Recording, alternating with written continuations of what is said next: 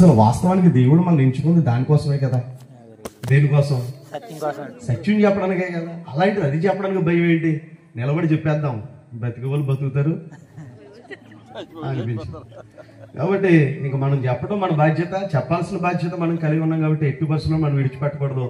ఒకవేళ దేవుని చిత్తంలో ఇదే నా జీవితంలో చివరి మీటింగ్ అయితే నేను ఇవాళ ఏం చెప్తాను?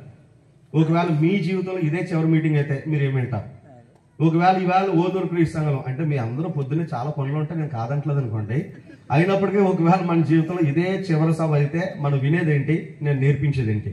కాబట్టి మనం అందరం కూడా ఇవాళ మనం ఏమనుకుందాం అంటే, నేను ఇది చివరిగా ప్రసంగం చేస్తానని నేను అనుకుంటాను, ఇది చివరిగా మీరు వింటున్నారని మీరు అనుకోండి. అప్పుడు మన జీవితం ఎలా ఉందో మనకు అర్థం అవుద్ది. ఏమైనా సరి చేసుకోవాలంటే తెలిసిపోద్ది. తెలుసుకున్న తర్వాత మీకు ఏమైనా అవసరమైతే సరి చేసుకోవచ్చు. ఇంకా అక్కర్లొద్దు నాకు చాలా తెలిసిపోయింది అనుకుంటే మీరు హ్యాపీగా నిద్రపోవచ్చు. కానీ ఈ రోజు మనం అందరం నేర్చుకోవాల్సింది ఏంటంటే, సత్యము అంటే ఏంటి? 2000 సంవత్సరాల క్రితం 24 గంటల్లో 3 వ్యక్తుల చేత 3 రకరకాల ప్రదేశాల్లో సత్యం అంటే ఏంటి అనేటటువంటి డిస్కషన్ జరిగింది 2000 సంవత్సరాల క్రితం. ఇప్పుడు కాదు. ఇవాళ 2025 సంవత్సరం ఫిబ్రవరి నెలలో ఇవాళ మనం ఇక్కడ కూర్చుని ఈ 2వ వార్షిక సండే టు సండే బైబిల్ తరగతిలో మనం మాట్లాడుతున్నామేమో, కానీ వాస్తవానికి సత్యము అనేటటువంటి దాన్ని కూర్చున్నటువంటి ప్రస్తావన 2000 సంవత్సరాల క్రితం జరిగింది. 3 వ్యక్తులు విచారించారు. సత్యమును గురించి 3 వ్యక్తులు విచారించారు. దానికి 24 గంటలు టైం తీసుకున్నారు. ఈ 24 అవర్స్ టైంలో 3 వ్యక్తుల చేత 3 వేరు స్థలాల్లో సత్యము అంటే ఏంటో ఆ రోజు పరిశీలించే ప్రయత్నం చేశారు. దేవుడు ఎంత గొప్పవాడంటే, ఈవేళ ఈ సంగతులన్నీ కూడా మనకి ఒకవేళ ఈ పరిశుద్ధ గ్రంథంలో ఉంచి ఉండకపోతే మనకి నిజానికి ఇది ఏంటో మనకు అర్థమై ఉండేది కూడా కాదు, మనకి తెలిసి ఉండేది కాదు.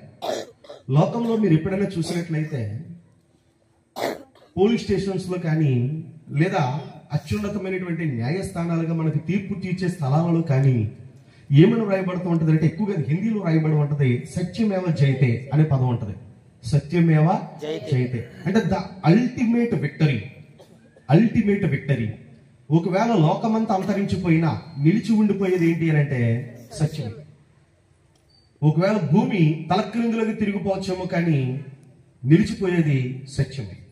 కాబట్టి సత్యము అనేటటువంటిది ఫైనల్ గా నిలిచేది, గెలిచేది అదే అని చెప్పడానికి సత్యమేవ జయతే అనేటటువంటి పదాన్ని అత్యున్నత న్యాయస్థానాలలో చట్టాన్ని, ధర్మాన్ని మన కొరకు నిరూపించేటటువంటి స్థలాల్లో సత్యమేవ జయతే అని రాస్తూ ఉంటారు. మీరు ఎప్పుడైనా ఎవరైనా ఏదైనా పని మీద పోలీస్ స్టేషన్కి వెళితే అక్కడ కూర్చున్నటువంటి సబ్ ఇన్స్పెక్టర్ గారు కానీ లేదంటే అక్కడ ఆఫీస్ ప్రాంగణంలో కానీ ఖచ్చితంగా ఈ పదం వెనకాల రాయబడి ఉంటది. ఆయన ముందు కూర్చున్న 3 సింహాలు ఉండి ఆ 3 సింహాల పైన సత్యమేవ జయతే అనే పదం రాయబడి ఉంటది.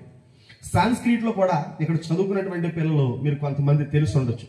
సాంస్క్రిట్ లో కూడా మనం బాల్యం నుంచి మనం వింటే ఈ పదానికి ఇంకొక 2 పదాలు కలిపి చెప్పారు. అదేంటంటే సత్యం, శివం, సుందరం అని 3 పదాలు కలిపి సాంస్క్రిట్ లో ఉంటాయి. అంటే the ultimate truth and ultimate godliness and ultimate beauty. ఈ 3 విషయాలను సాంస్క్రిట్ లో కలిపి చెబుతారు. సత్యం అనే దానికి ప్రథమ స్థానాన్ని ఇచ్చారు. గాడ్లీనెస్ దేవుడు అనేటటువంటి దానికి 2వ స్థానాన్ని ఇచ్చారు.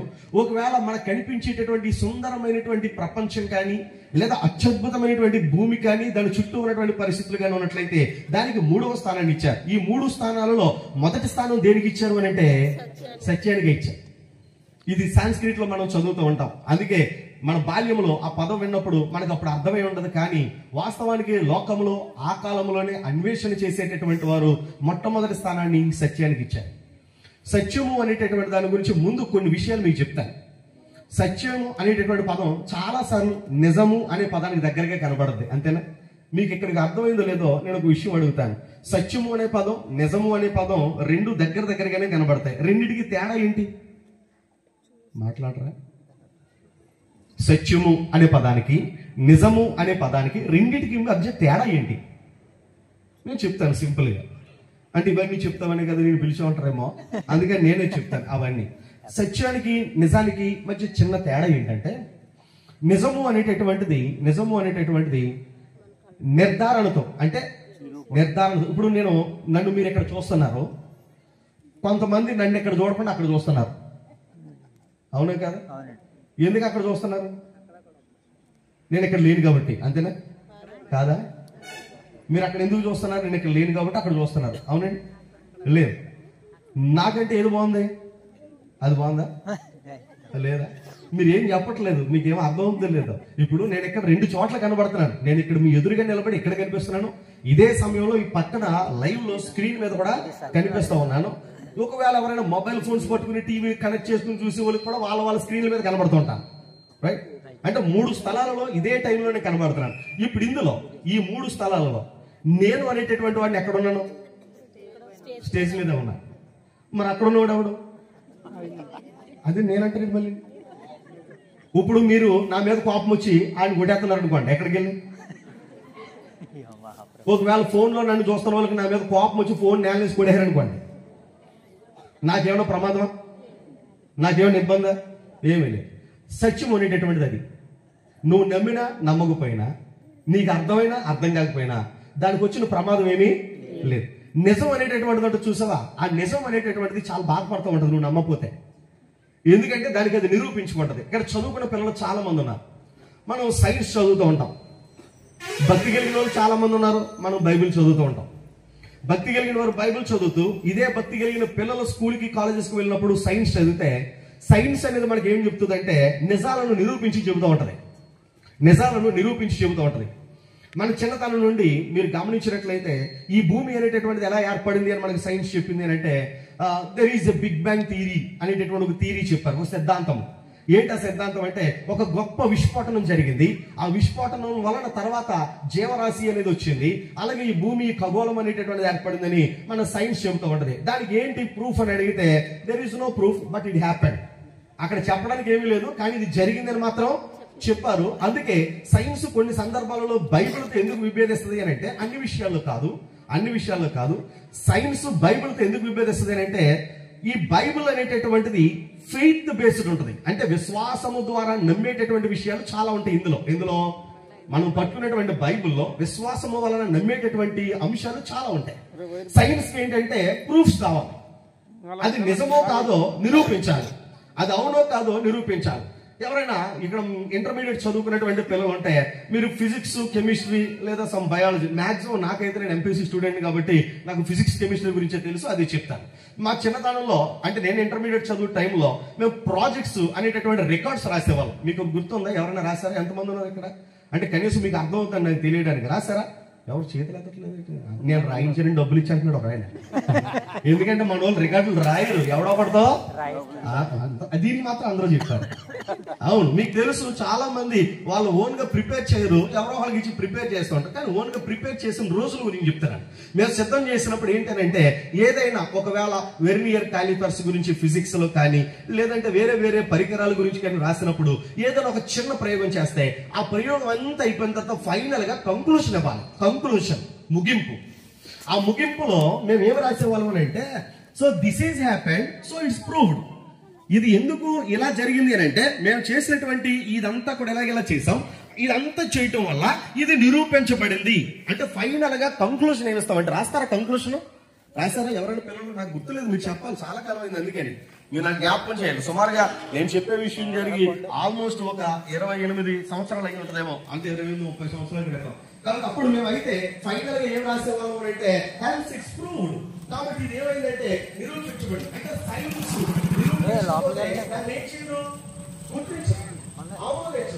ఒప్పుకోదు. కాబట్టి సైన్స్ అనేటటువంటి దానికి ఖచ్చితంగా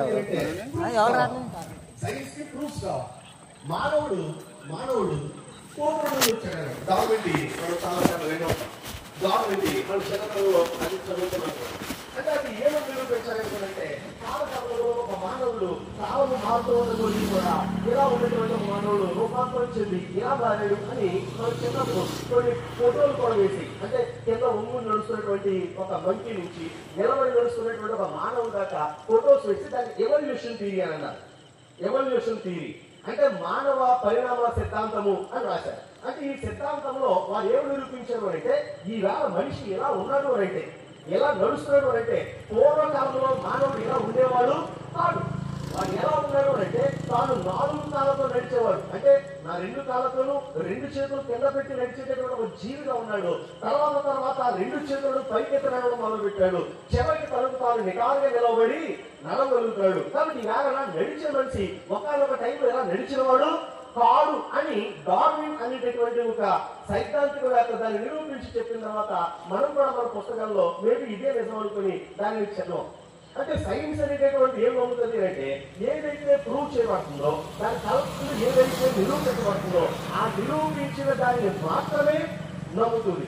సత్యము అనేటటువంటి ఎలాంటిది అంటే అది వాస్తవానికి ఏదో ఒక పదార్థంగా కనిపించేటటువంటిది కాదు.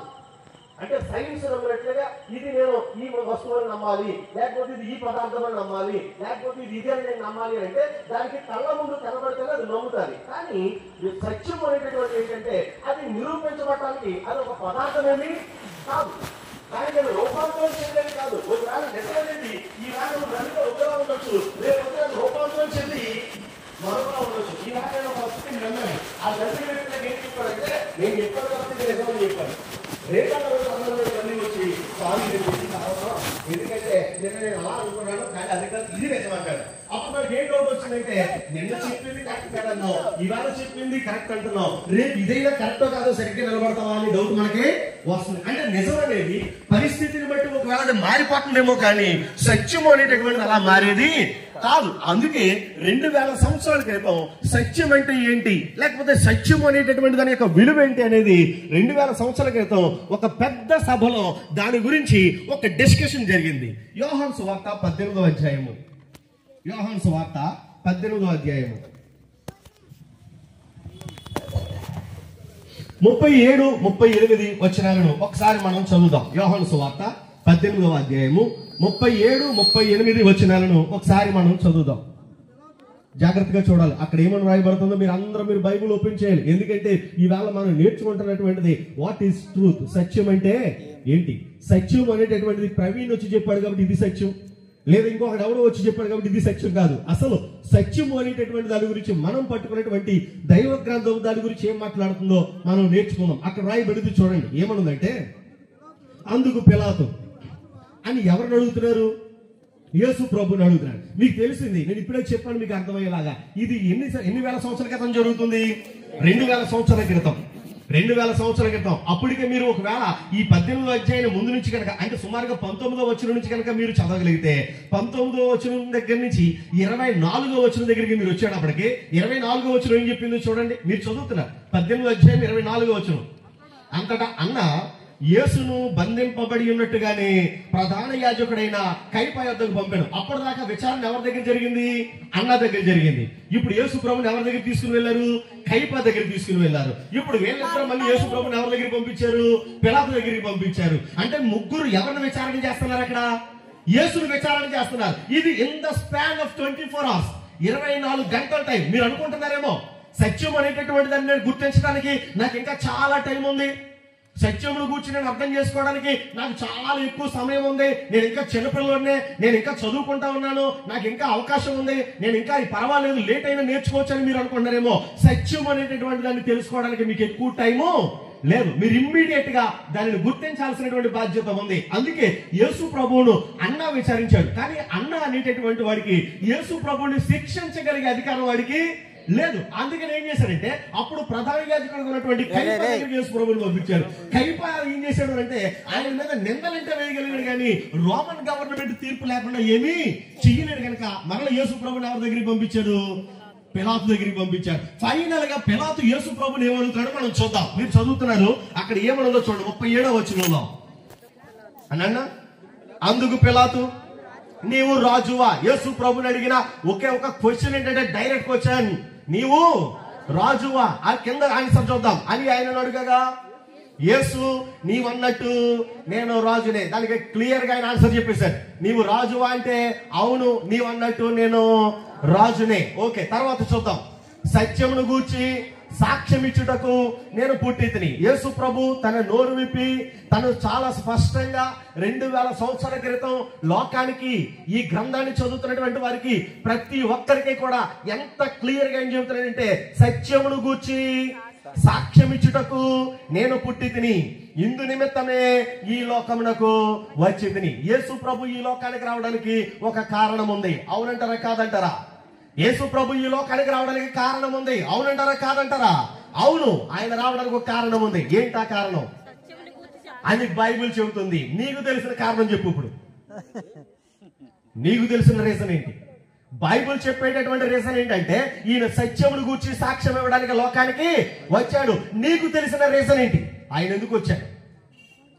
ఒకడు చెప్తున్నాడు, జబ్బులు పోగొట్టడానికి వచ్చాను, ఇల్లు కట్టి పెట్టడానికి వచ్చాను, ఇంట్లో గొడవలు సెటిల్ చేయడానికి వచ్చాను, ఏదైనా నేను చేయలేకపోతే అది చివరికి చేసి కూడా ఎవడో ఆయనే, అందుకని ఆయన ఈ లోకానికి వచ్చాడు అని కొంతమంది చెప్తే, ఇంకొంతమంది ఏమన్నారు అంటే లేదు లేదు ఆయన ఈ లోకానికి వచ్చింది క్రిస్మస్ పండుగ కోసం వచ్చాడని కొంతమంది అనుకున్నారు. అందుకే చివరికి యేసు ప్రభుని ఏమనుకున్నారు అని అంటే, మీకు అర్థమైతే ఇటు నుంచి ఎవరైనా, నాకు తెలిసి ఇక్కడ చాలా మందికి అనుబంధం ఉందని చెప్తున్నాడు. మా అమ్మమ్మ ఊరు పక్కనే బలభద్రపురం అని, బెక్కువలకు పక్కన అనపర్తి దాటాక మధ్యలో ఉంటుంది బలభద్రపురం. నా చిన్నప్పుడు, నేను చిన్నప్పుడే కాదు ఇప్పటికి వెళ్తా ఉంటాను, మా అమ్మమ్మ తాత బతుకున్నది కానీ ఎక్కువ వెళ్ళాను, ఇప్పుడు ఇక్కడ వెళ్ళట్లేదు అనుకోండి. ఆ టైంలో ఆ ఊరు వెళ్ళిన ప్రతిసారి కూడా ద్వారపూడి, అనపర్తి ద్వారపూడి దగ్గరలో నేను రోడ్డు పక్కన ఒక చర్చ్ పేరు ఒకటి చూస్తూ ఉండేవాడిని. ఇప్పటికి అది ఉందేమో నాకు తెలియదు, ఈ మధ్య వెళ్ళలేదు. ఎవరైనా చూస్తున్నారంటే నన్ను కరెక్ట్ చేయండి, ఇబ్బంది ఏమీ లేదు. ఆ చర్చ్ మీద ఏముంటుంది అంటే బాలయేసు దేవాలయం అని ఉంటుంది. ఏం పేరు? అది కూడా చర్చ్. అది వాళ్ళు దాని చర్చిగానే వాళ్ళు భావిస్తూ ఉంటారు. దాని మీద ఏమని రాస్తుందంటే బాలయేసు దేవాలయం అని. నా చిన్నప్పుడు నేను అమ్మమ్మ ఊరు వెళ్ళినప్పుడు మేము బస్సులో, ఆర్టీసీ బస్సులో రావులపల్లి నుంచి వెళ్తా ఉంటే చిన్నపిల్లలకి సహజంగా ఎక్కడ కూర్చోవాలని ఉంటుంది? బాగా చెప్పారు, అందరికీ అక్కడ కూర్చోవాలని ఉంటుంది. కానీ చిన్నపిల్లలకు కొంచెం కుతూహలం ఎక్కువ ఉంటుంది. ఎందుకంటే చిన్నప్పుడు ఎంత పెద్ద ఫెసిలిటీస్ లేవు కాబట్టి కిటికీ పక్కన కూర్చోవాలని పరిగెత్తుకుని వెళ్ళిపోయి ఆ చివరి ఎవరైనా లేక అక్కడ కూర్చుని చూడటం నా చిన్నప్పటి నుంచి చూశాను. ఆ చిన్నప్పటి నుంచి ఆ దేవాలయం పేరు ఏంటంటే బాలయేసు దేవాలయం. విచిత్రం ఏంటంటే అది చూస్తూ ఉండగా నేను పెరిగి పెద్దోనే ముసలోనేడు కానీ ఆ చర్చ్ పేరు ఏంటి? అది ఇప్పటికీ బాలయేసు దేవాలయం. నాకు అర్థమైంది ఏంటంటే ఇప్పటికి నేను పెరుగుతున్నాను కానీ యేసు పెరగట్లేదు. నేను పెరుగుతున్నాను కానీ ఎవరు పెరగట్లేదు అక్కడ. కావాలంటే నేను ఇప్పుడు నా హెయిర్ వైట్ వచ్చిన తర్వాత నేను ఇదే టైంలో అలా నా కారు వేసుకుని వెళ్తే ఇప్పటికీ కూడా వాళ్ళ చర్చ్ మీద ఏ పేరు ఉంది అంటే బాలయేసు దేవాలయం ఉంది. నేను మొన్న ఒకసారి ఇప్పుడు చూసినప్పుడు అనుకున్నాను, అంటే వీళ్ళ దృష్టిలో ఆయన ఏమవ్వట్లేదు, పెరగట్లేదు. మరి ఎలా మరి ఇప్పుడు ఏం చేద్దాం? పెరగాలంటే ఇప్పుడు అబ్బాయి పెరగట్లేదు అనుకో, హాస్పిటల్ తీసుకెళ్తాం, ఆయన కాంప్లైంట్ పెట్టించమంటాడు. ఎందుకు? కాంప్లైంట్ తాగితే పెరుగుతాడు. బలమైనటువంటి ఆహారాన్ని, ఫ్రూట్ జ్యూసులు పెట్టించమంటాడు, ఎందుకంటే వీడు పెరుగుతాడని. ఎందుకంటే ఒక చిన్నవాడు పెరిగి పెద్దవాడు అవుతూ ఉండాలి, దినదినము బలాభివృద్ధి పొందాలి. ఎదుగుతూ ఉండటం అనేటటువంటిది ఆశీర్వాదం, అంతేనా? ఎదుగటం అనేటటువంటిది ఆశీర్వాదం. ఒకవేళ 30 సంవత్సరాలు వచ్చాయి, ఎంతే ఉండిపోయి అనుకోండి, భలే స్మార్ట్గా ఉన్నాడని అంటారా? లేదు, ఇట్స్ నాట్ కాల్డ్ స్మార్ట్నెస్. ఎంతే ఉండి 30 సంవత్సరాల వయసు వచ్చింది, 30 సంవత్సరాల తర్వాత కూడా మా అమ్మ నన్ను ఎత్తుకుని తిరుగుతుంది అంటే చూసే వాళ్ళందరూ ఏమంటారంటే ఇతనులో ఏదో లోపం ఉంది, అందుకే అతను ఏం చేయలేకపోతున్నాడు, ఎదగలేకపోతున్నాడు. ఇంకొకటి వద్దాం, ఇప్పుడు నా వయసు ఏమో ఇలా, శరీరం ఏమో ఇలా పెరిగిపోయింది, ఎంత అయిపోయింది, కానీ నా బుర్ర ఎదగలేదు అనుకోండి, నా బుర్ర పెరగలేదు అనుకోండి, అదేమో ఎదుగుదల అంటాం అప్పుడు? లేదు, ఇదేమో శారీరక ఎదుగుదల, నా ఆలోచన ఏమో మానసిక ఎదుగుదల. అంటే ఇప్పుడు రెండింటిలో ఏదైనా లోపం ఉన్నప్పుడు ఆ లోపాన్ని మనం ఏం చేస్తాము? సరి చేసుకుంటాం. కాబట్టి ఒకవేళ ఆరోగ్యం ఎదగకపోతే చిల్డ్రన్ హాస్పిటల్ దగ్గరికి తీసుకుని వెళ్ళి పీడియాట్రిషియన్ ఇచ్చేటటువంటి సూచనలన్నీ పాటించి, చిన్నపిల్లల డాక్టర్ మనకి ఇచ్చేటటువంటి సూచనల ద్వారా మంచి ఆహారాన్ని పెట్టి శరీరం ఎదిగేటటువంటి ప్రయత్నం మనం చేస్తాం.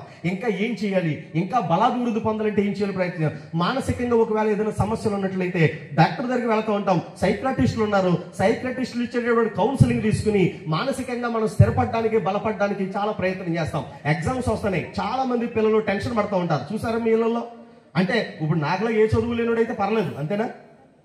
ఏదో ఒకటిలే, ఏదో అవుద్దిలే, ఎవడొకటి చూపిస్తారు అర్థం, లేకపోతే లేదు, మా అమ్మ ఏమన్నా అంటుందా, మా నాన్న ఏమన్నా అంటాడు అనుకుని మొండిగా తిరిగే వాళ్ళకైతే ఏ భయం ఉండదు. కానీ కష్టపడి చదువుతున్న వాళ్ళు కాలేజీలో టాపర్ గా నిలబడాలి, అందరికంటే ఫస్ట్ నేనే రావాలి, నేను చదివిందని ఖచ్చితంగా నేను సాధించాలని ఎవరైతే యాంగ్జైటీ ఎక్కువ ఉంటుందో ఎగ్జామ్ దగ్గరకు వచ్చేటప్పటికి వాళ్ళకి ఎగ్జామినేషన్ ఫెయిల్ అనేది వస్తుంది. పరీక్షల భయం. ఈ పరీక్షల భయంతో కొన్ని సందర్భాల్లో వాళ్ళు ఏం చేస్తారంటే మానసికంగా డిస్టర్బ్ అయిపోతారు, రాత్రులు నిద్రపోరు. మీకు చాలా మంది తల్లిదండ్రులకు తెలియదు. అంటే ఈవేళ కాలంలో ఎంత తీవ్రంగా చదివేవారు ఉన్నారో లేదో నాకు తెలియదు, బట్ ఉండే ఉంటారు ఎవరో ఒకరు ఖచ్చితంగా. కానీ మా బాల్య దినాల్లో మేము చూస్తూ ఉంటే ఎంత యాంగ్జైటీతో చదువుతూ ఉండేవారు, పోటీ పడి చదువుతూ ఉండేవారు. రేపు ఏదైనా వర్క్ చెబుతూ ఉంటే అది చేయడానికి చాలా సార్లు నా చిన్నతనంలో చూశాను. ఇంటికి వచ్చి హోంవర్క్ చేయడం కాదు, చాలా సార్లు స్కూల్ అయిపోయిన తర్వాత ఆ చెట్ల కింద ఎక్కడో చోట కూర్చుని 4-5 ఫ్రెండ్స్ కూర్చొని అక్కడే హోంవర్క్లు చేసి వచ్చేవాళ్ళు. కానీ ఇవాళ అంత యాంగ్జైటీతో నాకు తెలిసి లేరు. ఒకవేళ ఎందుకు చదవలేదురా అన్నావు అనుకో, ఒకటే చెప్తాడు, ఏంటంటే నన్ను రేపు పొద్దున కాళ్ళు ఎత్తుక్కోండి. అయిపోయింది, రేపు ఎక్కడ ఎత్తుక్కోవాలి మీరు? ఒరే రాత్రి 12 అయ్యింది, ఇప్పుడు దాకా ఎక్కడ తిరిగారు అంటే రేపు పొద్దున ఏలాది కింద చూసుకోనండి. ఇప్పుడు ఎంత బలంగా ఉన్నప్పుడు ఇతను మనం ఏం చేయగలం? ఏం క్రమశిక్షణలో పెట్టగలం? ఇతను ఏం సరి చేయగలం? అందుకే తల్లిదండ్రులు కూడా ఇవాళ ఏం చేశారంటే వాళ్ళు బహిరంగంగా రోడ్ల మీద విడిచిపెట్టారు. రోడ్డు మీద మధ్యలో వెళ్ళాలో తెలియదు, రోడ్డు పక్కన వెళ్ళాలో కూడా వాడికి తెలియదు. వెనకాల పెద్ద లారీ వాటర్ చూసాన్ని బెదిరింతాడు. ఆడు దుక్కుదంటే వీడు ఉండడం, కానీ వాడిని కూడా బెదిరించేటటువంటి స్థాయికి వెళ్ళిపోయారు. అంటే ఇవాళ క్రమశిక్షణ అనేటటువంటిది నేర్చుకునే వారి సంఖ్య రోజు రోజు తగ్గుతుంది. నేను ఎవరిని బ్లేమ్ చేయడం చెప్పట్లేదు, బట్ మన సొసైటీలో అది జరుగుతుంది. ఈవేళ సుమారుగా 8, 9, 10వ తరగతికి వచ్చాడు. నేను మన ఒకసారి నా స్నేహితుడు కన్నా చైల్డ్హుడ్ ఫ్రెండ్ నాతో కలిసి చదువుకున్నాడు. ఆయన నేను సుమారుగా ఆయన చెన్నైలో MBA చదివితే నేను రాజమండ్రిలో చదువుకున్నాను. మేమిద్దరం కూడా ఇప్పటికీ కలిసి మాట్లాడుకుంటూ ఉంటాం. ఆయన వాళ్ళ అబ్బాయిని ఒక మంచి రిప్యూటెడ్ స్కూల్స్ లో చదివిస్తున్నాడు. 7th క్లాస్ చదువుతుంది వాళ్ళ పాప. చదువుతుంటే నన్ను అడిగాడు, ఏమనంటే ప్రవీణ్ నువ్వు ఒక చిన్న హెల్ప్ చేయాలి నాకు అన్నాడు. ఏంటంటే నీకు బెంగళూరులో తెలిసినటువంటి మీ చర్చస్ అవి ఉంటాయి కదా, ఎవరైనా ఉన్నారంటే ఉన్నారు, ఏం కావాలి అని అడిగితే మా పాపను నేను బెంగళూరులో జాయిన్ చేద్దాం అనుకుంటున్నాను, ఇంకా బాగా చదువుతుందని 2-3 లాంగ్వేజెస్ ఎక్కువ నేర్చుకుంటుందని నాకు ఆతృత ఉంది, నువ్వు ఒకసారి అయినా ఎంక్వైరీ చేయగలవంటే నేను మామూలుగా అన్నాను, ఎందుకు అంత దూరం ఇక్కడ ఉండి చదివించవచ్చు కదంటే లేదు రేపు పొద్దున్న మళ్ళీ మనకి చదివించడానికి డబ్బు ఉంటుందో లేదో, రేపు వాళ్ళు బాధపడతారేమో నా పిల్లలు, ఏమని మా నాన్న మమ్మల్ని మంచి స్కూల్లో చదివించలేదు, మమ్మల్ని ఇంకా చదివించడం నేను అయిపోతాం వాళ్ళు అనుకుంటారేమో, ఆ ఛాన్స్ నేను వాళ్ళకి ఇవ్వాలనుకోవట్లేదు, అందుకు ఇప్పుడే నేను డిసైడ్ అయిపోయాను మంచి స్కూల్లో జాయిన్ చేద్దాం అనుకుంటున్నాను, నువ్వు ఎవరికైనా ఫోన్ చేసి ఒకసారి కనుక్కో అంటే బెంగళూరులో క్రీస్తు సంఘ సువార్థికులు ఆయన ఉంటారు, ఆయనకి నేను ఫోన్ చేశాను, నాకు తెలిసినటువంటి ఆయన ఫోన్ చేసి అన్న వందనాలు బాగున్నారంటే బాగున్నాను తమ్ముడు ఏంటి సంగతి అంటే అన్న ఏమనుకోద్దు 2 స్కూల్స్ పేరు చెప్తాను, ఆ 2 స్కూల్స్ ఇంటర్నేషనల్ స్కూల్స్ అని నాకు తెలుసు, బట్ ఆ రెండిట్లో ఏది బెటరో మీరు చెప్తే నా ఫ్రెండ్ ఒక ఆయన పాపను జాయిన్ చేస్తానంటారు మీరు చెప్పండి అన్న అనగానే అతను మాట్లాడిన ఒకే ఒక్క పదం ఏంటంటే అవసరమా. ఎంత సింపుల్ గా అంటే అవసరమా. మీ ఫ్రెండ్ అంటున్నావు కాబట్టి నేను ఎంతకీ చేసి చెప్పట్లేదు, అదే నువ్వు నీ పిల్లల విషయంలో అయితే నేను ఇంకా ఎక్కువ చెబుతుంది నీకు అని అన్నాడు. ఏంటి ప్రాబ్లం అంటే ఎంత స్పష్టంగా చెప్పాడంటే, నాన్న 8, 9, 10 తరగతుల పిల్లల స్కూల్లో డ్రగ్స్ తీసుకుంటారు తెలుసా నీకు అన్నారు. 8th, 9th, 10th ఇంకా మీ పిల్లలు 10వ తరగతికి వచ్చాక రోడ్డు మీద కూర్చొని సీట్లు కాల్చడం మందు అవడం చేస్తున్నారేమో. అవునండి బాబు మా పిల్లలు మీరెలా చూసారంటారేమో, అందరూ అలాగే ఉన్నారు. మా ఊర్లో 10వ తరగతి చదివే పిల్లలు గంజాయి స్మగ్లర్లు 10వ తరగతి 10th క్లాస్. మరి మీ ఊర్లో వచ్చింది లేదో నాకు తెలియదు. నేను రోడ్ల మీద ఎక్కడైనా మీటింగ్ పెడుతుంటే మా ఊర్లో కుర్రోళ్ళు భయపడిపోతున్నారు, వీడి మనల్ని కానీ బొర తినేస్తాడండి. ఎందుకంటే వాళ్ళకి మంచి చెబుతుంటే వాళ్ళకి ఇష్టంగా లేదు. మనం ఏం చెప్పాలంటే హ్యాపీగా ఉండండిరా, తిరగండిరా, తాగండిరా, చచ్చిపోండి ఏదో రోజు అని చెప్తే మా అన్న మనం భలే ఎంకరేజ్ చేస్తున్నాడు అనుకుంటున్నారు తప్ప ఎక్కడైనా మీటింగ్ పెట్టినప్పుడు ఏమవుతుందిరా మన ఊరికి ఇలాగే జరుగుతుంది ఎలాగరా అని చెప్పి అడుగుతుంటుంటే వాళ్ళకి బాధగా ఉంది. వాళ్ళు నిజం చెప్పేవాళ్ళు సత్యం చెప్పేవాళ్ళు లోకానికే నచ్చరు. ఇది వాస్తవం చెబితే వాస్తవ నిరూపణ లోకానికి నచ్చటం లేదు. అతను ఎంత క్లియర్ చెప్పాడంటే 8th, 9th, 10th మీ ఆ పాప 10వ తరగతి వచ్చినప్పుడు మీ చేతిలో ఉండొచ్చు, మీ చేయి దాటి బయటికి వెళ్ళిపోవచ్చు, దీనికోసం మీరు లక్షలు ఖర్చు పెట్టడం అవసరమా అని అడిగాడు. నేను చెప్పిన వెంటనే అయితే ఓ పని చేత ఎక్కడ చదివించేసుకుంటున్నాను అన్నాడు. ఎందుకు ఈ మాట నేను చెబుతున్నాను అంటే ఈవేళ చెబితే వినే పరిస్థితి మనుషుల దగ్గర లేదు, నేర్చుకునే తత్వం లేదు. ఈవేళ మీ పిల్లలకి మీరు చెప్పలేకపోతున్నారు, అవునా కదా? ఎంతమంది ఉన్నారు తల్లిదండ్రులు అలాంటి చేయొద్దంటే భయం లేకుండా కొంతమంది ఎత్తారు, పొద్దున మళ్ళీ మా ఓడి చూస్తున్నాడు ఇంటికి వెళ్ళాక నువ్వు ఎందుకు ఎత్తావు అడుగుతాడేమో భయపడిన వాళ్ళు మానేశారు. నిజంగా మనం చూస్తే ఈవేళ మనం మన పిల్లలకి చెప్పుకునే పరిస్థితిలో లేవు. మా చిన్నతనంలో అలా లేదు, మా రోజులు అలా లేదు. నాకు తెలిసిన రోజులు 90s కిడ్స్ 95 కిడ్స్ ఎవరైనా ఇక్కడ ఉంటే తన్నులు తిన్న బ్యాచ్ మనమే. మన నాన్న చేత ఎరగొట్టి చేసిన వాళ్ళు మనమే. అమ్మ చేత నీకు అన్నం పెట్టను బయటికి పోరని గంటించుకున్నది కూడా మనమే. మన తర్వాత ఇలాంటి వాళ్ళు ఎవ్వరూ లేరు, అంతకు మించి ఎవ్వరూ లేరు. ఒకవేళ ఇక్కడ తిట్టామనుకో ఆడి కాకినాడలు భోజనం చేస్తాడు, లేదని మండపేటలు భోజనం చేస్తాడు, ఆడికి భోజనానికి లోటేమీ లేదు. అప్పుడు కోపగించామంటే ఆ సందులోనో ఆ దడి పక్కన అక్కడక్కడ తిరిగి వాళ్ళు, ఎందుకంటే మా అమ్మ అలా బయటకు వెళ్ళంటే గబగబా లోపలికి వెళ్ళి కంచంలో కొంచెం అన్నం పెట్టేసుకుని తినేసి మళ్ళీ పరిగెత్తుకుంటూ పోదామని. ఆ రోజులు అక్కడితో ఎండ్ అయిపోయింది. ఇవాళ అటువంటి జనరేషన్ లేదు, చెప్తే వినడం లేదు, చెబితే అర్థం చేసుకోవట్లేదు. ఇలాంటి వాళ్ళు కూర్చోబెట్టి నీకు దేవుని గురించి చెబుతాను, ఆయన కూర్చొని సత్యం ఏంటో చెబుతాను అని అంటే నువ్వు చెబితే నేను వినేదేంటి?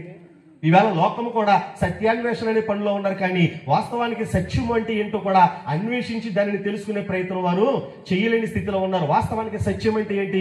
యేసు ప్రభు ఆయన చిన్నప్పుడు అంటే ఇప్పుడు 2000 సంవత్సరాల క్రితం ఆయన చెప్పినటువంటి సంగతి ఏంటి అంటే, నేను సత్యమును గూర్చి సాక్ష్యం ఇచ్చుటకు ఈ లోకమునకు వచ్చి తిని ఇందు నిమిత్తమే పుట్టి తిని. 2 కాజెస్ ఆయన ఎంత స్పష్టంగా చెప్పాడు. మీరు చదవచ్చు, మరలా చదివితే సత్యమును గూర్చి 38 అని ఉంది చూడండి.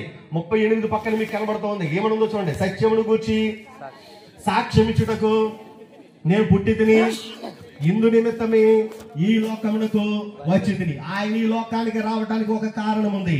ఏంటా కారణం అంటే సత్యమును గూర్చి సాక్ష్యం ఇవ్వటానికి ఆయన ఈ లోకానికి వచ్చాడు. నేను కొంతమంది సహోదరులను చూస్తూ ఉంటాను, నాకు కనిపిస్తూ ఉంటారు. అంటే ఆల్మోస్ట్ ఈ 20 years ఆఫ్ మై జర్నీలో ఈ ప్రయాణంలో నేను సుమారుగా చాలా మంది దైవజనులతో కలిసి ప్రయాణం చేశాను, సంఘ నాయకులతో కలిసి పనిచేశాను, మరి ముఖ్యంగా సంఘ సభ్యులు విచిత్రమైనటువంటి ఆలోచనలు కలిగిన సంఘ సభ్యులతో ప్రయాణం చేశాను. అందులో కొంతమంది నాకు ఎలాంటి వాళ్ళు కనిపించారంటే, బ్రదరు నా గురించి మీకు ఒక విషయం చెప్తాను అన్నాడు. ఇదేదో పెద్ద గొప్ప విషయం అనుకుంటే ఆయన అన్నాడు, నేను సత్యాన్వేషణ బ్రదర్ అన్నాడు. ఏ అన్వేషట? సత్యాన్వేషణ బ్రదర్ అన్నాడు. అంటే ఏంటి బ్రదర్ అని అంటే ఒకటే చెప్పాడు, నేను బ్రతికి ఉన్నంత కాలం కూడా దేనిని అన్వేషిస్తాను? అవును, నేను సత్యాన్ని అన్వేషిస్తాను. ఎక్కడుంది సత్యము, ఇదిగో ఎక్కడుంది అంటే అక్కడికి వెళ్తాడట. లేదు మరొక చోట ఉందంటే అక్కడికి వెళ్తాడట. లేదు కొత్తగా ఎవడో పాకేసి అక్కడ చెప్తాడంటే అక్కడికి వెళ్తాడట. ఇలా సత్యాన్ని అన్వేషిస్తాడట. ఇలా అన్వేషిస్తూ ఒక ఆయన హైదరాబాద్ వెళ్ళాడట. ఎక్కడికి? హైదరాబాద్ వెళ్ళాడట. సత్యాన్ని ఇంకా అక్కడ ఒక ఆయన గొప్పగా చెప్తున్నాడంటే అక్కడ వెళ్ళాడట. అక్కడ చూసి వచ్చిన తర్వాత ఇతనికి ఏమర్థమైందంటే, అక్కడ చాలా పెద్ద చర్చ ఉంది బ్రదర్ అన్నాడు. అవునా అన్నాడు. అవును బ్రదర్, 350 ఫ్యాన్లు ఉన్నాయన్నాడు. ఎక్కడ? అక్కడ చర్చిలోనట 350 ఫ్యాన్లు ఉన్నాయట. అంటే 350 ఫ్యాన్లు ఉన్నాయి కాబట్టి ఆ చర్చ ఎలాంటిది? చాలా పెద్దది. వీడు వెళ్ళిన పని ఏంటి? ఇతను వెళ్ళిన పని ఏంటి? సత్యాన్వేషణ. అది చేయడం మనిషి ఏం లెక్కెట్టాడు? ఇప్పుడు ఈ సత్యాన్వేషణ ఏం చేస్తున్నాడు? బైబిల్ పట్టుకుని తిరుగుతాడు, సత్యాన్వేషణ అంటాడు. బైబిల్ ఏం చెప్పిందో వినకపోతే సత్యం నీకు ఎప్పుడు తెలుస్తుంది? నిజం ఎలా అర్థం అవుతుంది? వాస్తవాలు ఎప్పుడు గుర్తించగలుగుతాం? టైం ఉందనుకుంటామేమో. బైబిల్ నీ చేతిలోకి వచ్చి ఆల్మోస్ట్ 13 సంవత్సరాలు, 30 సంవత్సరాలు, 40 సంవత్సరాలు అయిపోయిన వాళ్ళు ఉన్నారు మీలో. ఇంతమంది ఇన్ని సంవత్సరాల నుంచి బైబిల్ పట్టుకుని తిరుగుతున్నా ఎప్పటికీ కూడా ఈ రోజుకి కూడా సత్యం అంటే ఏంటో తెలియలేదు. ఆ యేసు ప్రభుని కూర్చున్న చర్చ్ గురించి చెప్పాడు ఇందాక. వాళ్ళ చర్చ్ పెట్టి బాల యేసు ప్రార్థన మందిరం అని పెట్టాడు. ఇన్ని సంవత్సరాల్లో వారికి ఎప్పటికీ కూడా ఎలా ఉన్నాడు అంటే ఆయన బాలుడిగానే ఉన్నాడు. నాకు పెళ్ళైన తర్వాత నేను మొట్టమొదటిసారిగా మా అత్తోరింటికి వెళ్ళాల్సి వచ్చింది. ఎప్పుడంటే 2011వ సంవత్సరంలో. నేను చేసుకున్నటువంటి ఆవిడ కేథోలిక్ సంఘానికి సంబంధించినటువంటి ఆవిడ. ఇప్పుడు కాదు. అప్పుడు కేథోలిక్ సంఘానికి సంబంధించిన అవడం వల్ల మొట్టమొదటిసారిగా సాధారణంగా అల్లుడిని ఎవరైనా పండగ పిలుస్తారా? మీ అందరు పిలిచారు నన్ను కూడా. అయితే నేను వెళ్ళిన పండుగ ఏంటంటే క్రిస్మస్ అనేటువంటి పండుగ వెళ్ళాను. అయితే నాకు ఇష్టం లేదు, కానీ వాళ్ళకి మనం చెప్పాలంటే మనమేంటో వాళ్ళకి తెలియాలి కదా. అందుకని వెళ్ళి సరే వాళ్ళకి నెమ్మదిగా చెబుతాను నేను వెళ్ళాను. వెళ్ళిన తర్వాత అక్కడ నేను మొట్టమొదటిసారిగా నా జీవితంలో చూసాను. ఇప్పుడు అంతకుముందు నేను అది చూడలేదు. అక్కడ ఏం చేశారు అంటే, ముందు కాసేపు అందరూ సుమారుగా రాత్రి 11:30, 24వ తారీఖు డిసెంబర్ 24వ తారీఖు సుమారుగా రాత్రి 11:30 టైంకి పెద్ద క్రౌడ్, ఆల్మోస్ట్ గుణదల్లో అంటే వాళ్ళు గుణదలే, అందుకని గ్రౌండ్ లో పెద్దగా సభ ఏర్పాటు చేశారు. ఫుల్లీ టెంట్లు, ఫుల్లీ కార్పెట్స్, అద్భుతంగా ఉంది ప్రాంగణం. ఫుల్ వెలుగులు, ఓ పక్కన తారాజోలేసేసి అవుట్లు పేలు చేసి చాలా ఆనందం పడిపోతూ ఉన్నారు. ఆ టైంలో ఓ పెద్ద అంగి వేసుకుని పెద్ద టోపీ పెట్టుకుని పెద్ద సింహాసనం లాంటిది ఉంది. ఓ పెద్ద సింహాసనం అంటే ఆ సింహాసనం మీద ఆయన కూర్చుని ఉన్నాడు. అప్పుడు ఇంకొక ఆయన మైక్ పట్టుకుని అనౌన్స్మెంట్ చేశాడు. ఏంటి అనౌన్స్మెంట్ అంటే, ఇప్పుడు మీలో ప్రతి ఒక్కరు వచ్చి బాలయేసుని ముద్దులాడుడి అన్నాడు. ఎవరినట? బాలయేసుని ముద్దులాడుడి అన్నాడు. వెంటనే అక్కడ ఉన్నటువంటి సభ అంతా కూడా లేచి నిలబడి, మీరు నమ్మరు ఎంత క్రమశిక్షణగా ఉన్నారో తెలుసా? ఎంత క్రమశిక్షణగా ఉన్నారంటే, మొదటి చైర్లో నుంచి అందరూ నీట్ గా రౌండ్ గా తిరిగి వచ్చి ఈ సింహాసనం మీద కూర్చున్నటువంటి ఆయన స్టేజ్ మీద ఆ చిన్న బొమ్మని ఆ బొమ్మను ఒళ్ళో పెట్టు కూర్చుని ఆ బొమ్మ చెయ్యి ఇలా ఇరిసి పక్కకు పెట్టి ఉంచాడు అనమాట. వచ్చిన వాళ్ళందరూ ఏం చేస్తారంటే ఆ చేయి పట్టుకుని ఆ చేతిని ముద్దు పెడుతున్నారు. అది ఏంటంటే బాలయేసుని ముద్దులాడట. నేను ఎవరిని కించపరచలేదు. ఇది అబద్ధమో కాదో మీకే తెలుసు. నేను చెప్పింది నిజమో కాదో, ఇది వాస్తవో కాదో మీరు గూగుల్ చేసింది మీకు అర్థమైపోద్ది. ఎక్కడ నిలబడి అబద్ధం చెప్పాల్సిన అవసరం మనకి లేదు. అది జరిగింది. నేను యథార్థంగా నా కళ్ళతో, నేను ఆ రోజు అక్కడికి వెళ్ళి ఉండకపోతే వారు ఏ స్థితిలో ఉన్నారో నాకు తెలిసి ఉండకపోను. ఆ రోజు నేను చూశాను, ఒక బొమ్మను పట్టుకుని బొమ్మను ఏమనుకున్నారంటే వాళ్ళు బాలయేసు అనుకున్నారు. వాళ్ళందరికీ ఏం చెప్పారంటే, ఈయనే బాలయేసు, మీరు ఆయన ఏం చేయాలి? ముద్దులాడుడి అనగానే ఆయన యేసు ప్రభుకు ముద్దు పెట్టడానికి అందరూ పోటీలు పడి వచ్చి ఆయనకు ముద్దు పెట్టి వెళ్ళిపోయి అనుకున్నారు. నేను ఇవాళ యేసు ప్రభుకి ఏం చేశాను? ముద్దు పెట్టాను అని అనుకున్నారు. నాకు అర్థం కాంది, నిజానికి ఆ చేతిలో ఉంది యేసు ప్రభువా? ఒకడేమో బాలయేసు అంటాడు, ఇంకొకడేమో బాలుడని యేసును ముద్దులాడి అంటారు.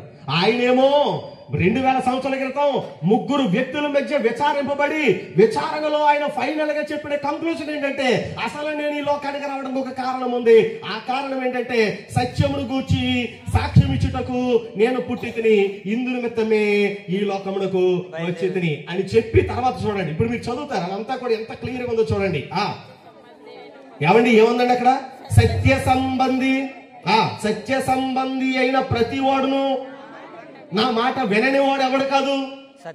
అది అక్కడ మీకున్నది చెప్పండి. మీరేం ఊహించొద్దు, మనమేమి దీనికి కలపొద్దు, ఇందులో ఉన్నదాన్ని మనం ఏమి డిస్టర్బ్ చేయొద్దు. బైబిల్లో ఏదైతే వ్రాయబడి ఉందో ఈ రోజు మనం ఉన్నటువంటి కాసేపట్లో ఏ అంశం అయితే మాట్లాడుకుంటామో దానికి మీరు దయచేసి దేన్ని కలపొద్దు. మీరు ఏదైతే చదువుతున్నారో అక్కడ ఏదైతే వ్రాయబడిందో దానినే మీరు అర్థం చేసుకుని చెప్పండి, అంతే, ఇంకేమొద్దు.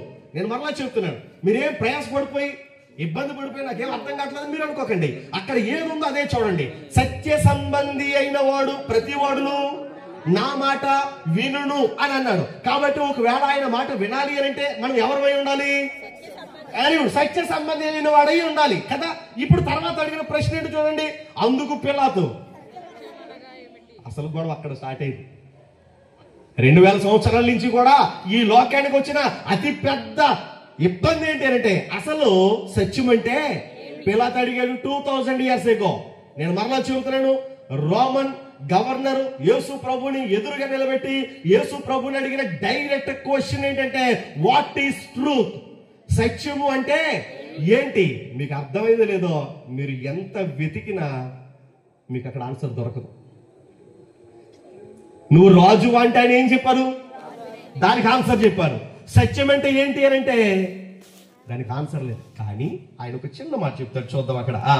అని ఆయనతో చెప్పాను. అతడు ఈ మాట చెప్పి బయట నన్ను యూదుల యొద్దకు తిరిగి వెళ్ళి అతని యందు ఏ దోషమును నాకు కనబడలేదు అని చెప్పాడు. అయిపోయింది. కానీ అతనికి రావాల్సిన ఆన్సర్ మాత్రం అక్కడ రాలా. ఏంటి సత్యం అంటే ఏంటి? ముందడిగినోడు ఉన్నాడని చెప్పాను ఇందాక. ముగ్గురు అడిగారండి. అన్న అనేవాడు ఒకడు, కయ్యప్ప అనేటటువంటి వాడు రెండో వాడు, మూడోది పిలాతు. ఈ మూడో వాడి దగ్గర ఈ క్వశ్చన్ వచ్చింది. ఏంటంటే సత్యం అంటే ఏంటి? What is truth?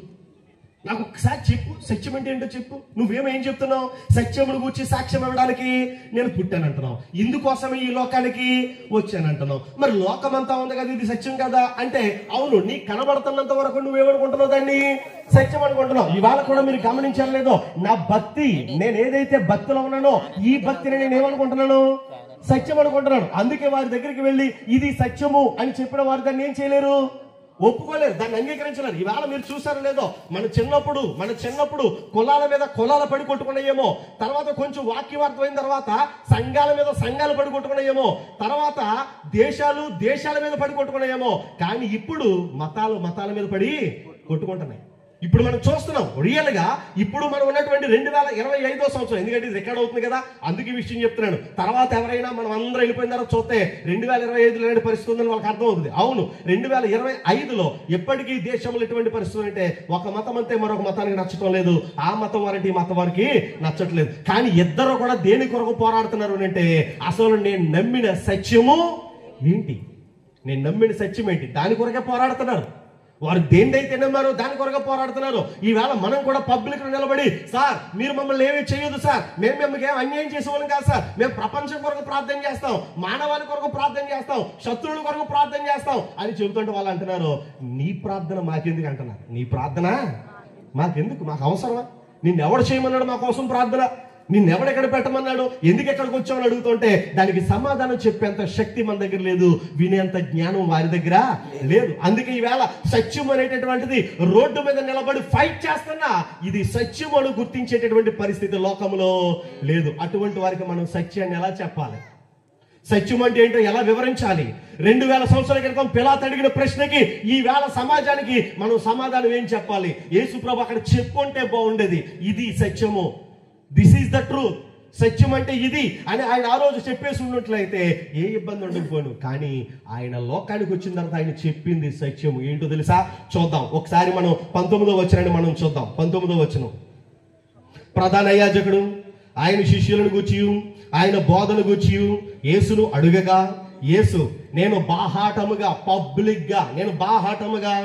లోకము ఎదుట మాట్లాడితిని అంటే ఆయన మాట్లాడింది సీక్రెట్ గా మాట్లాడిన వాడు కాడు. ఆయన ఎలా మాట్లాడాడట?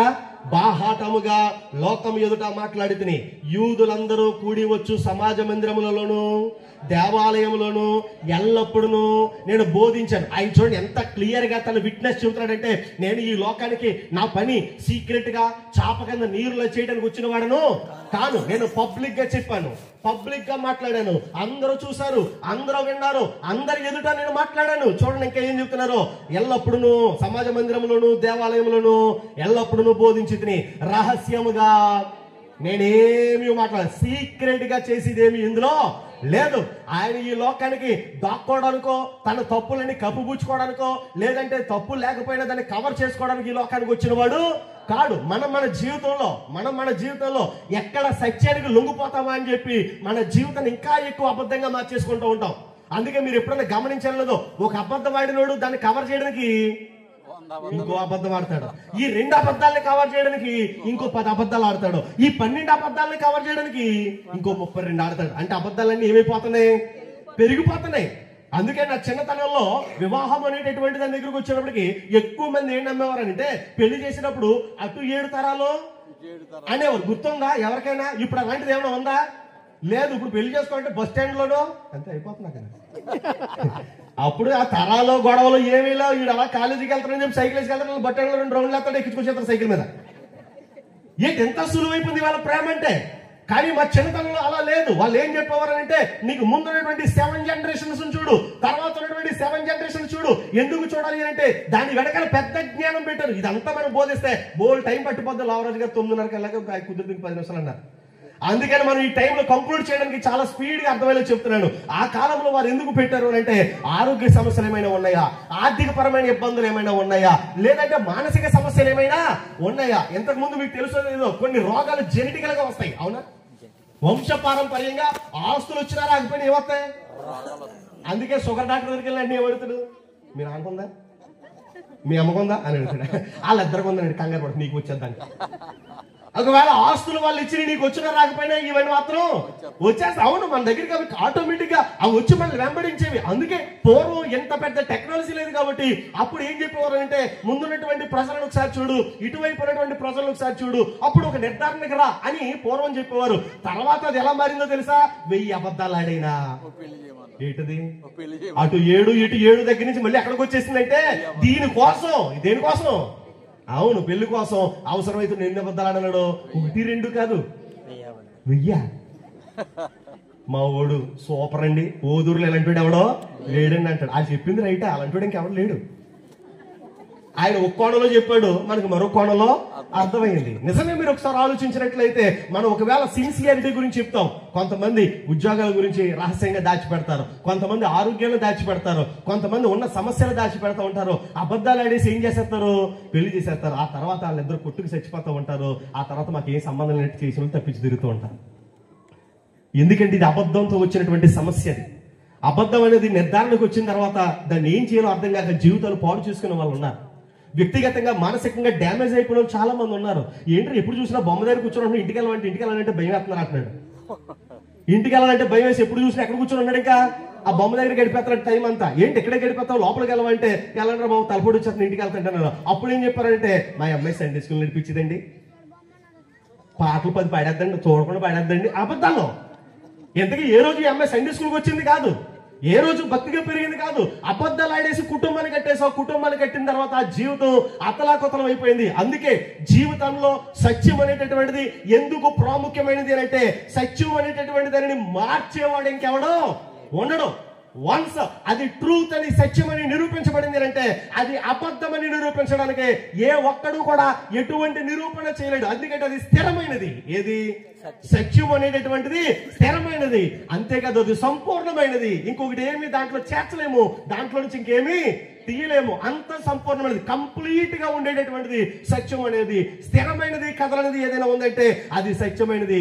ఇంకొకటి, సత్యం అనేది ఎప్పుడు పడినప్పుడు మారిపోయేది కాదు. 2000 సంవత్సరాల క్రితం పిలాతు ముందు ఏదైతే డిస్కషన్ జరిగిందో 2000 సంవత్సరాల తర్వాత కూడా దానిని ఉన్నది ఉన్నట్టుగానే మనం ఈ రోజు మాట్లాడుతున్నాం. ఒకవేళ కాలంలో నువ్వు మారేవేమో, నేను మారేనేమో. మనం చదువుకున్న చదువులో మనకి సివిలైజేషన్ గురించి చెప్పారే. సివిలైజేషన్ నాగరికత, మెసొపొటేమియన్ సివిలైజేషన్, ఈజిప్షియన్ సివిలైజేషన్, లేదా ఇండస్ వ్యాలీ సివిలైజేషన్ అని నాగరికతల గురించి చెప్పారు. అంటే ఆది మానవుడు కాలానుగుణంగా ఆధునిక మానవుడిగా మారాడు. మా పూర్వీకులకి వస్త్రాలు కట్టుకోవడం అంటే ఏంటో తెలీదు, మన పూర్వీకులకి ఎక్కడ ఇల్లు కట్టుకుని ఉండాలో తెలియదు. అందుకే మన చిన్నప్పుడు మనం చదువుకునేటప్పుడు ఆది మానవుని గురించి సుమారుగా నేను నాకు జ్ఞాపకం ఉన్నంత వరకు 6-7 తరగతి సుమారుగా టైంలో చదివితే నా సోషల్ పుస్తకంలో నాకు ఏం చెప్పారు అంటే అప్పుడు వాడికి వంట వండుకుని తినాలన్న సంగతి కూడా వాడికి నిజమే. మీరు గమనిస్తున్నారా? ఈవేళ ఎంత టెక్నాలజీలోకి వచ్చాం. ఇక్కడ నేను కనబడుతుంటే నా పక్కన లైవ్ లో మీరు అక్కడ స్క్రీన్ లో చూడగలుగుతున్నారు. ఎవరైనా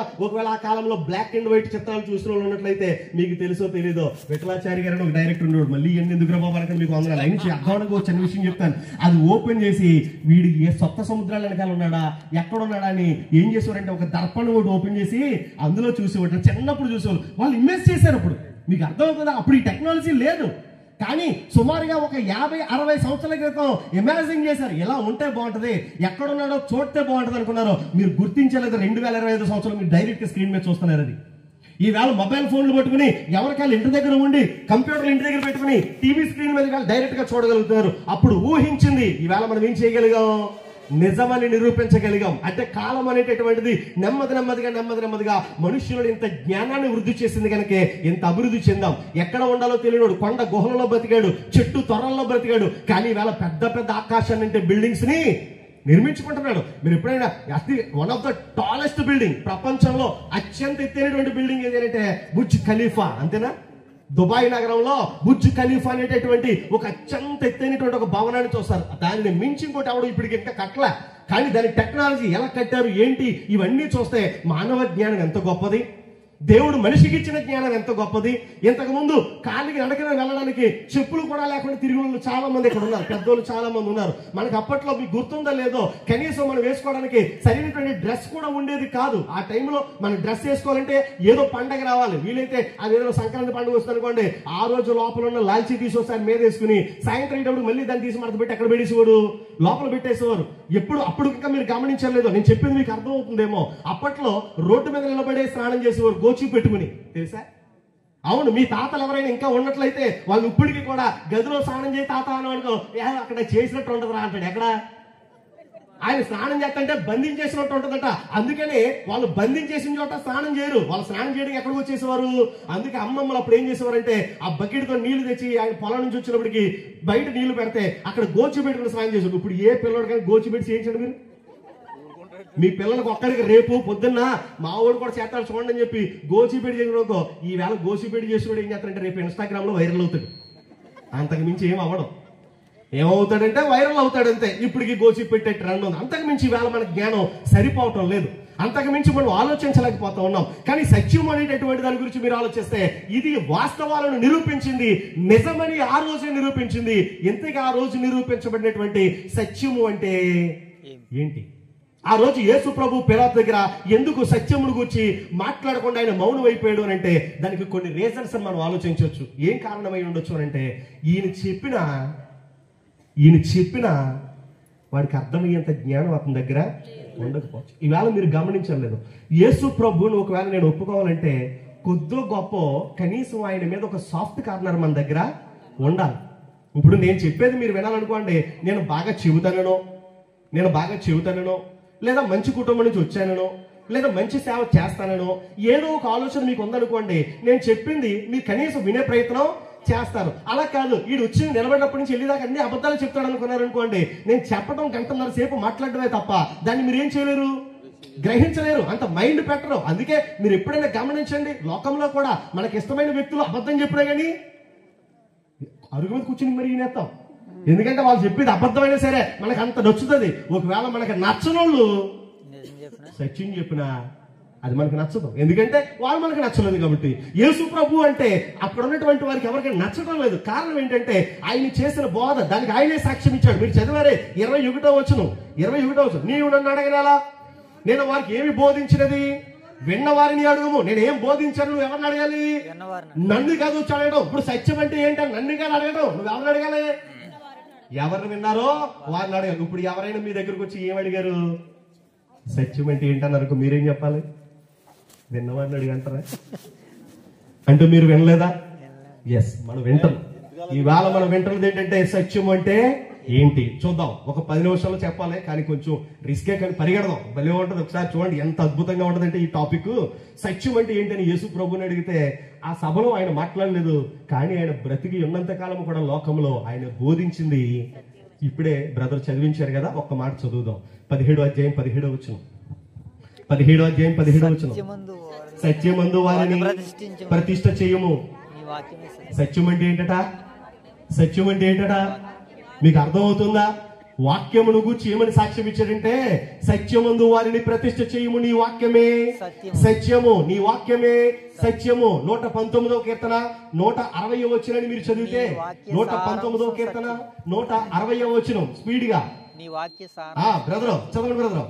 నీ వాక్య సారాంశము సత్యము. ఎక్కడేమో యోహాను సువార్తలో మనం ఏం చదవంటే, నీ వాక్యమే సత్యము, నీ వాక్య సారాంశము సత్యము. అంటే సత్యం అంటే మనకు బోధించేదేది?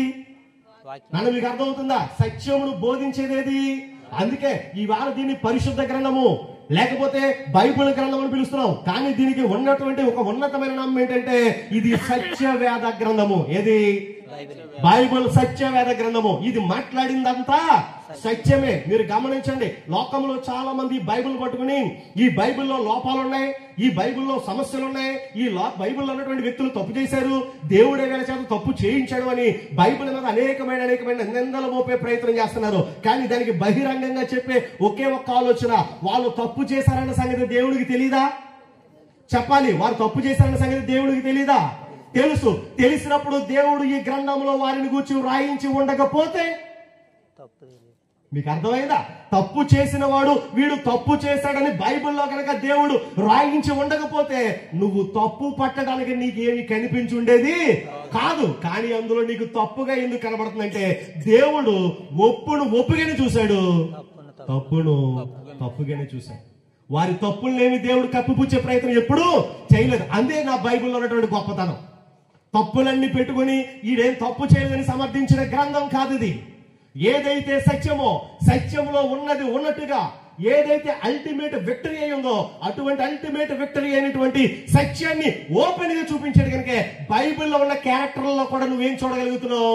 లోపాన్ని చూడగలుగుతున్నావు. కానీ ఆ లోపాన్ని చూసే నువ్వు నేను ఏం గమనించలేకపోతున్నావు అంటే, దేవుడు ఎంత గొప్పోడండి, వీళ్ళు తప్పు చేస్తే అవును వీళ్ళు తప్పు చేయించారనే గ్రంథంలో రాయించాడండి. అది దేవుడిలో ఉన్న గొప్పతనం. అబద్ధాన్ని, అసత్యాన్ని రోడ్డు మీద నిలబెట్టగలిగే పవర్ దేనికైనా ఉంది అంటే అది ఒక సత్యానికి మాత్రమే ఉంది. నిజానికి అబద్ధంతో పోరాడి గెలవగలిగే శక్తి సత్యానికి మాత్రమే ఉంది. అందుకే పిలాతుగా సత్యం అంటే ఏంటో అర్థం కాక అడిగాడు, వాట్ ఈస్ ట్రూత్? సత్యం అంటే ఏంటి అని అడిగాడు. కానీ ఆయన చెప్పాడు, నీకు అర్థం కాలేదు. ఆయన చాలా సార్లు మాట్లాడాడు, మీకు అర్థం కాలేదు. ఆయన చాలా సందర్భాల్లో చెప్పాడు, ఎక్కడెక్కడ చెప్పాడు కూడా. ఆయన 18వ అధ్యాయంలో మనం చదివాం. ఏమని చదివామంటే, ఎక్కడెక్కడ చెప్పాడట? సమాజ మందిరంలో నేను బోధించాను, ప్రజల ఎదుట మాట్లాడాను, కానీ ఆ సంగతి మీకు ఎవరికి తెలియలేదు. సత్యం అంటే నేను చెప్పాను. ఏంటట?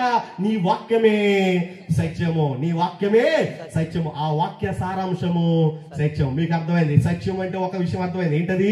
వాక్యము సత్యము. కాబట్టి వాక్యాన్ని బీట్ అవుట్ చేసేది ఇంకోటి లేదు. ఒకవేళ నాలా నిలబడేవాడు, నాకులాగా మాట్లాడేవాడు ఎవరైనా, ఈ బైబిల్ గ్రంథాన్ని పట్టుకుని బతకాలనుకునేవాడు ఎవడైనా ఈ బైబిల్ పట్టుకుని అబద్ధాలు ఆడతాడేమో, కానీ అతను పట్టుకున్న బైబిల్ అబద్ధాన్ని చెప్పేది కాదు. అది సత్యమే చెబుతుంది. యుగ యుగాలుగా తరతరాలుగా సత్యమే మాట్లాడుతుంది. అది లోకానికి అర్థం కాలేదు. ఈ విషయాన్ని బహిర్గతం చేయడానికి ఆయన లోకానికి వచ్చి ఏం చెప్పాడో మనం చూద్దాం. యోహాను సువార్త. ఇప్పుడు స్పీడ్ గా పరిగెడదాం. 7వ అధ్యాయము 28వ వచనం చూడండి. ఎంత స్పీడ్ గా తీయాలి, అంత స్పీడ్ గా. మీ నాలెడ్జ్ ఇప్పుడు పెద్ద ఎగ్జామే. తీయండి 7వ అధ్యాయము యోహాను సువార్త 28వ వచనం. కాగా యేసు దేవాలయంలో బోధించుచు, మీరు నన్ను ఎరుగుదురు, నేను ఎక్కడి వాడనో ఎరుగుదురు, నా అంతటా నేనే రాలేదు, నన్ను పంపినవాడు నన్ను అనే పదాన్ని క్లియర్ గా చెబుతున్నాడు. ఎవరైనా యేసు ఆయనను పంపినవాడు. యేసు ప్రభువులో ఉన్నటువంటి ఒక చిన్న అనుమానం లోకానికి, ఆయనే ఈయనే ఆయన. ఇదో కన్ఫ్యూజన్ బోధ. ఎక్కడో లేదు, దేవుని దేవాల క్రీసాంగంలోనే ఉంది. బోర్డు అదే ఉంటది, కానీ ఆయన ఎవడో మనకి తెలియదు. ఆయన ఎలా మహింపరచాలో తెలియదు. ఒక ఆయన అంటాడు ఆయనే ఈయన అంటాడు, ఈయనే ఆయన అంటాడు. మరి ఆయన ఎక్కడికి వచ్చి ఆయన ఏం చెప్తున్నాడు? మీరు చదవండి, అక్కడ మీరు చదివితే మీకు అర్థమైపోతుంది. అబద్ధం ఏమొద్దు, సత్యం అనే దానిని మీరు అన్వేషించాలనుకుంటే వాక్యాన్ని మాత్రమే చదవండి. అక్కడ ఏముందో కనబడుతుంది మీకు. 7వ అధ్యాయం 28వ వచనంలో, కాగా యేసు దేవాలయంలో బోధించు, అంటే డైరెక్ట్ ఈ సంగతి ఆయన ఎక్కడ చెప్తున్నాడు? బోధలో బోధించేటప్పుడు చెప్తున్నాడు. పబ్లిక్ మినిస్ట్రీ అందరూ వింటూ ఉండగా చెబుతున్నాడు. ఆయన ఏం చెప్తున్నాడు చూడండి, బోధించు మీరు నన్ను ఎరుగుదురు. ఎందుకు? ఇందాక నేను అడిగానే, నేను ఇక్కడ కనబడుతున్నాను, ఇదే టైంలో అక్కడ కనబడుతున్నాను, స్క్రీన్ మీద కనబడతా ఉన్నాను. ఒకవేళ మీరు ఎవరితోటైనా మాట్లాడాలనుకో, అయిపోయిన తర్వాత బాగున్నారని అడగాలనుకో, డైరెక్ట్ గా వెళ్ళిపోతున్నారు అనుకో, ఆయన ఏమైనా చెప్తాడు మీకు? ఆ స్క్రీన్ దగ్గర నాన్నగారు అలాగ ఉన్నారన్నారు అనుకోండి, ఏం చెప్తాడు ఆయన? ఆయన ఏం చెప్పడం, ఎందుకంటే హీఈస్ నాట్ రియల్, కానీ హీఈస్ ద ఇమేజ్. అక్కడ మీకు కేవలం అతని ప్రతిబింబమే కనబడుతుంది, కానీ అతను వాస్తవం మాత్రం కాదు. ఇప్పుడు వాస్తవం 2000 సంవత్సరాల క్రితం లోకానికి వచ్చింది. లోకానికి వచ్చిన ఈ వాస్తవం ఏం చెప్పిందో తెలుసా? నన్ను పంపిన వాడు ఒకడు ఉన్నాడు. నన్ను చదవండి మీరు, అక్కడ ఏమన్నా చూడండి. నేను ఎక్కడ వాడను ఎరుగుదును, నా అంతటా నేను రాలేదు. అబ్బా ఎంత క్లియర్ చెప్పాడంటే, నేనున్నాను, నన్ను పంపినవాడు ఉన్నాడు. ఇప్పుడు ఎంతమంది ఉన్నారు మీకు అర్థమైంది? అక్కడ ఎంతమంది ఉన్నారు? ఇద్దరు కనబడలేదు అక్కడ. ఆయన మాటల్లోనే మీరు చూడండి ఎంత క్లియర్ గా చెప్పాడంటే, నేనున్నాను, నన్ను పంపినవాడు ఉన్నాడు. నన్ను పంపినవాడు ఏమై ఉన్నాడు? అక్కడ మీరు చదివారు చూడండి. నన్ను పంపినవాడు సత్యవంతుడు. నన్ను పంపినవాడు ఎవరట? సత్యవంతుడు. నన్ను పంపినవాడు సత్యవంతుడు. ఆయనను మీరు ఎరిగారు. ఆయనను మీరు ఎరిగారు. ఎవరిని? ఈయనను కాదు, ఈయనను పంపిన వాడిని మీరు ఎరుగరు. ఎందుకు ఎరిగరంటే ఆయనకు ఒక ప్రత్యేకత ఉంది. ఆయనకు ప్రత్యేకత ఉంది. ఏంటంటే సమీపింపరాని తేజస్సులో ఆయన మాత్రమే వసించుచు అమరత్వము గలవాడై ఉన్నాడు. ఆయన ఎలా ఉన్నాడట? అమరత్వము గలవాడై ఉన్నాడు. ఏ నరుడు ఆయనను చూడలేదు, చూడలేడు. ఒక ఆయన అంటాడు, నేను రోజు చూస్తాను అంటాడు. ఏమంటాడు? చూడలేదన్న వాడిని నమ్మడం, రోజు చూస్తానన్న వాడిని నమ్మాడు. ఒక ఆయన ఓ బుక్ రాశాడు. సుమారుగా ఇది 1998 ఆర్ సంథింగ్ ఆ టైంలో జరిగినటువంటి ఒక సంఘటన. మీ అందరికీ ఆయన తెలుసులే, అబద్ధం ఎందుకు, లైవ్ కూడా వెళ్తుంది, కావాలంటే మీరు చూడొచ్చు. పాల్ దినకరన్ అని చెన్నైలో పెద్ద ఆయన ఉండేవాడు. ఇప్పుడు ఇక్కడ ఉంటున్నాడు, మరి లండన్ వెళ్ళిపోయి తెలియదు నాకు. ఆయన పాల్ దినకరన్ అని ప్రార్థనా గోపురం అనే కాన్సెప్ట్ మొట్టమొదటిగా మొదలుపెట్టింది ఆయనే, గోపురాలని. ఇంకా మీ అందరికీ చెప్తే నేను చాలా చెప్పొచ్చు, యేసుప్రభు గురించి చెప్పాలి కాబట్టి నేను ఇప్పుడు తక్కువ చెప్తున్నాను. కానీ ఆయన ఏం చేశాడంటే ఓసారి ఒక పుస్తకం రాశాడు, my way to the heaven. My way to the heaven. మీకు గూగుల్లో కూడా దొరుకుతుంటుంది ఆ పుస్తకం. అందులో ఏం రాశాడంటే, పరలోకానికి నా ప్రయాణం. ఎక్కడికట? పరలోకానికి నా ప్రయాణం నా బుక్ రాశాడు. ఆ బుక్లో తన గురించి ఏమని రాస్తున్నాడంటే, నేను రెగ్యులర్గా పరలోకం వెళ్తున్నానని రాశాడు. అందులో చాలా అద్భుతమైన పాయింట్ నాకు బాగా నచ్చింది. ఏంటంటే క్రైస్తవులు చాలా మంది గొర్రెలు అంటారు చూడండి. నాకు అనిపించింది ఏంటంటే, నిజానికి క్రైస్తవుని కాదు కానీ అలాంటి కసాయులు చాలా మంది లోకంలో ఉన్నారండి. ఆయన ఎంత క్లియర్గా చెప్పాడంటే బుక్ లో, నేను యేసు ప్రభుని చూడడానికి పరలోకం వెళ్ళాను అంటే రోజు వెళ్తాను, మీకు కూడా తెలుసు కదా. అది పబ్లిక్ మీటింగ్, అది పబ్లిక్, బుక్ లో కాదు. అంటే బుక్ లో రాశాడు కానీ it's happened in the public meeting. Public లో కొన్ని లక్షల మంది, మీకు అందరికీ తెలుసు, మనలో మీటింగ్స్ కాదు, కొన్ని లక్షల మంది వచ్చి కూర్చుంటారు ఆ మీటింగ్స్ లో. ఆ మీటింగ్ లో డైరెక్ట్ గా చెప్పాడంటే, నేను పరలోకం వెళ్ళాను, అక్కడ యేసు ప్రభుతో మాట్లాడదామని వెళ్ళాను, కానీ నేను అక్కడ యేసు ప్రభుని చూడలేదు, పేతురుని చూశాను అన్నాడు. ఎవరిని? పేతురుని చూశాను. పేతురుని అడిగాను, యేసు ప్రభు ఎక్కడ ఉన్నాడంటే, ఆయన ఇక్కడ లేడు, బయటకు వెళ్ళాడని చెప్పాడు. సరే అయితే రేపు వస్తానని చెప్పి వచ్చేసాను అన్నాడు. ఎన్నో రోజు ఇది? మొదటి రోజు. రెండో రోజు మళ్ళీ వెళ్ళాడట. మళ్ళీ వెళ్ళిన తర్వాత మళ్ళీ కూడా నాకు ఎవరు ఎదురయ్యారు? మళ్ళీ పేతురు ఎదురయ్యాడు. మళ్ళీ పేతురుని అడిగాను, యేసు ప్రభు ఎక్కడ ఉన్నాడంటే, ఆయన ఇక్కడ లేడు, ఎక్కడికో వెళ్ళాడు అన్నాడట. సరే రెండోసారి కూడా నువ్వే కనిపించావేంటి? సరే నేను ఆయనతో మాట్లాడాలని చెప్పి వెనక్కి వచ్చాడట. ఇప్పుడు ఎన్నో రోజు వెళ్ళాలి? ఎందుకంటే నేను వెళ్తానే ఉంటాడానికి అనిపించేదాకా. కాబట్టి నేను మళ్ళీ వెళదామని ప్రిపేర్ అయిపోయాను. నేను వెళ్ళటం వల్ల మీకు వచ్చే లాభం ఏంటనే కదా మీ అందరి డౌట్. ఆలోచించడం మొదలెట్టారు. అవును సార్, మీరు వెళ్ళటం వల్ల మాకు వచ్చే, ఎవరెవరైతే కానుకలు దేవుని పనికి విస్తారంగా ఇస్తున్నారో వాళ్ళందరి గురించి డైరెక్ట్ గా ఎవరితో మాట్లాడదాం అనుకున్నాను? యేసుతోనే మాట్లాడు. తండ్రి, ఈ కుటుంబం విస్తారమైన కానుకలు ఇచ్చారు, కానీ ఆ కుటుంబంలో వేదన. ఈ కుటుంబం విస్తారంగా కానుకలు ఇచ్చారు, కానీ కుటుంబంలో శోధన అని నేను డైరెక్ట్ గా ఎవరితో మాట్లాడదాం అనుకున్నాను? యేసు ప్రభుతో మాట్లాడదాం అనుకున్నాను. ఆయన ఎందుకు 2 సార్లు కనబడలేదు, కానీ రేపు రాత్రి మళ్ళీ వెళ్ళబోతున్నాను అని. ఇప్పుడు ఏం చెప్పండి? ఇప్పుడు చెప్పండి, మీకు అర్థమైపోయింది.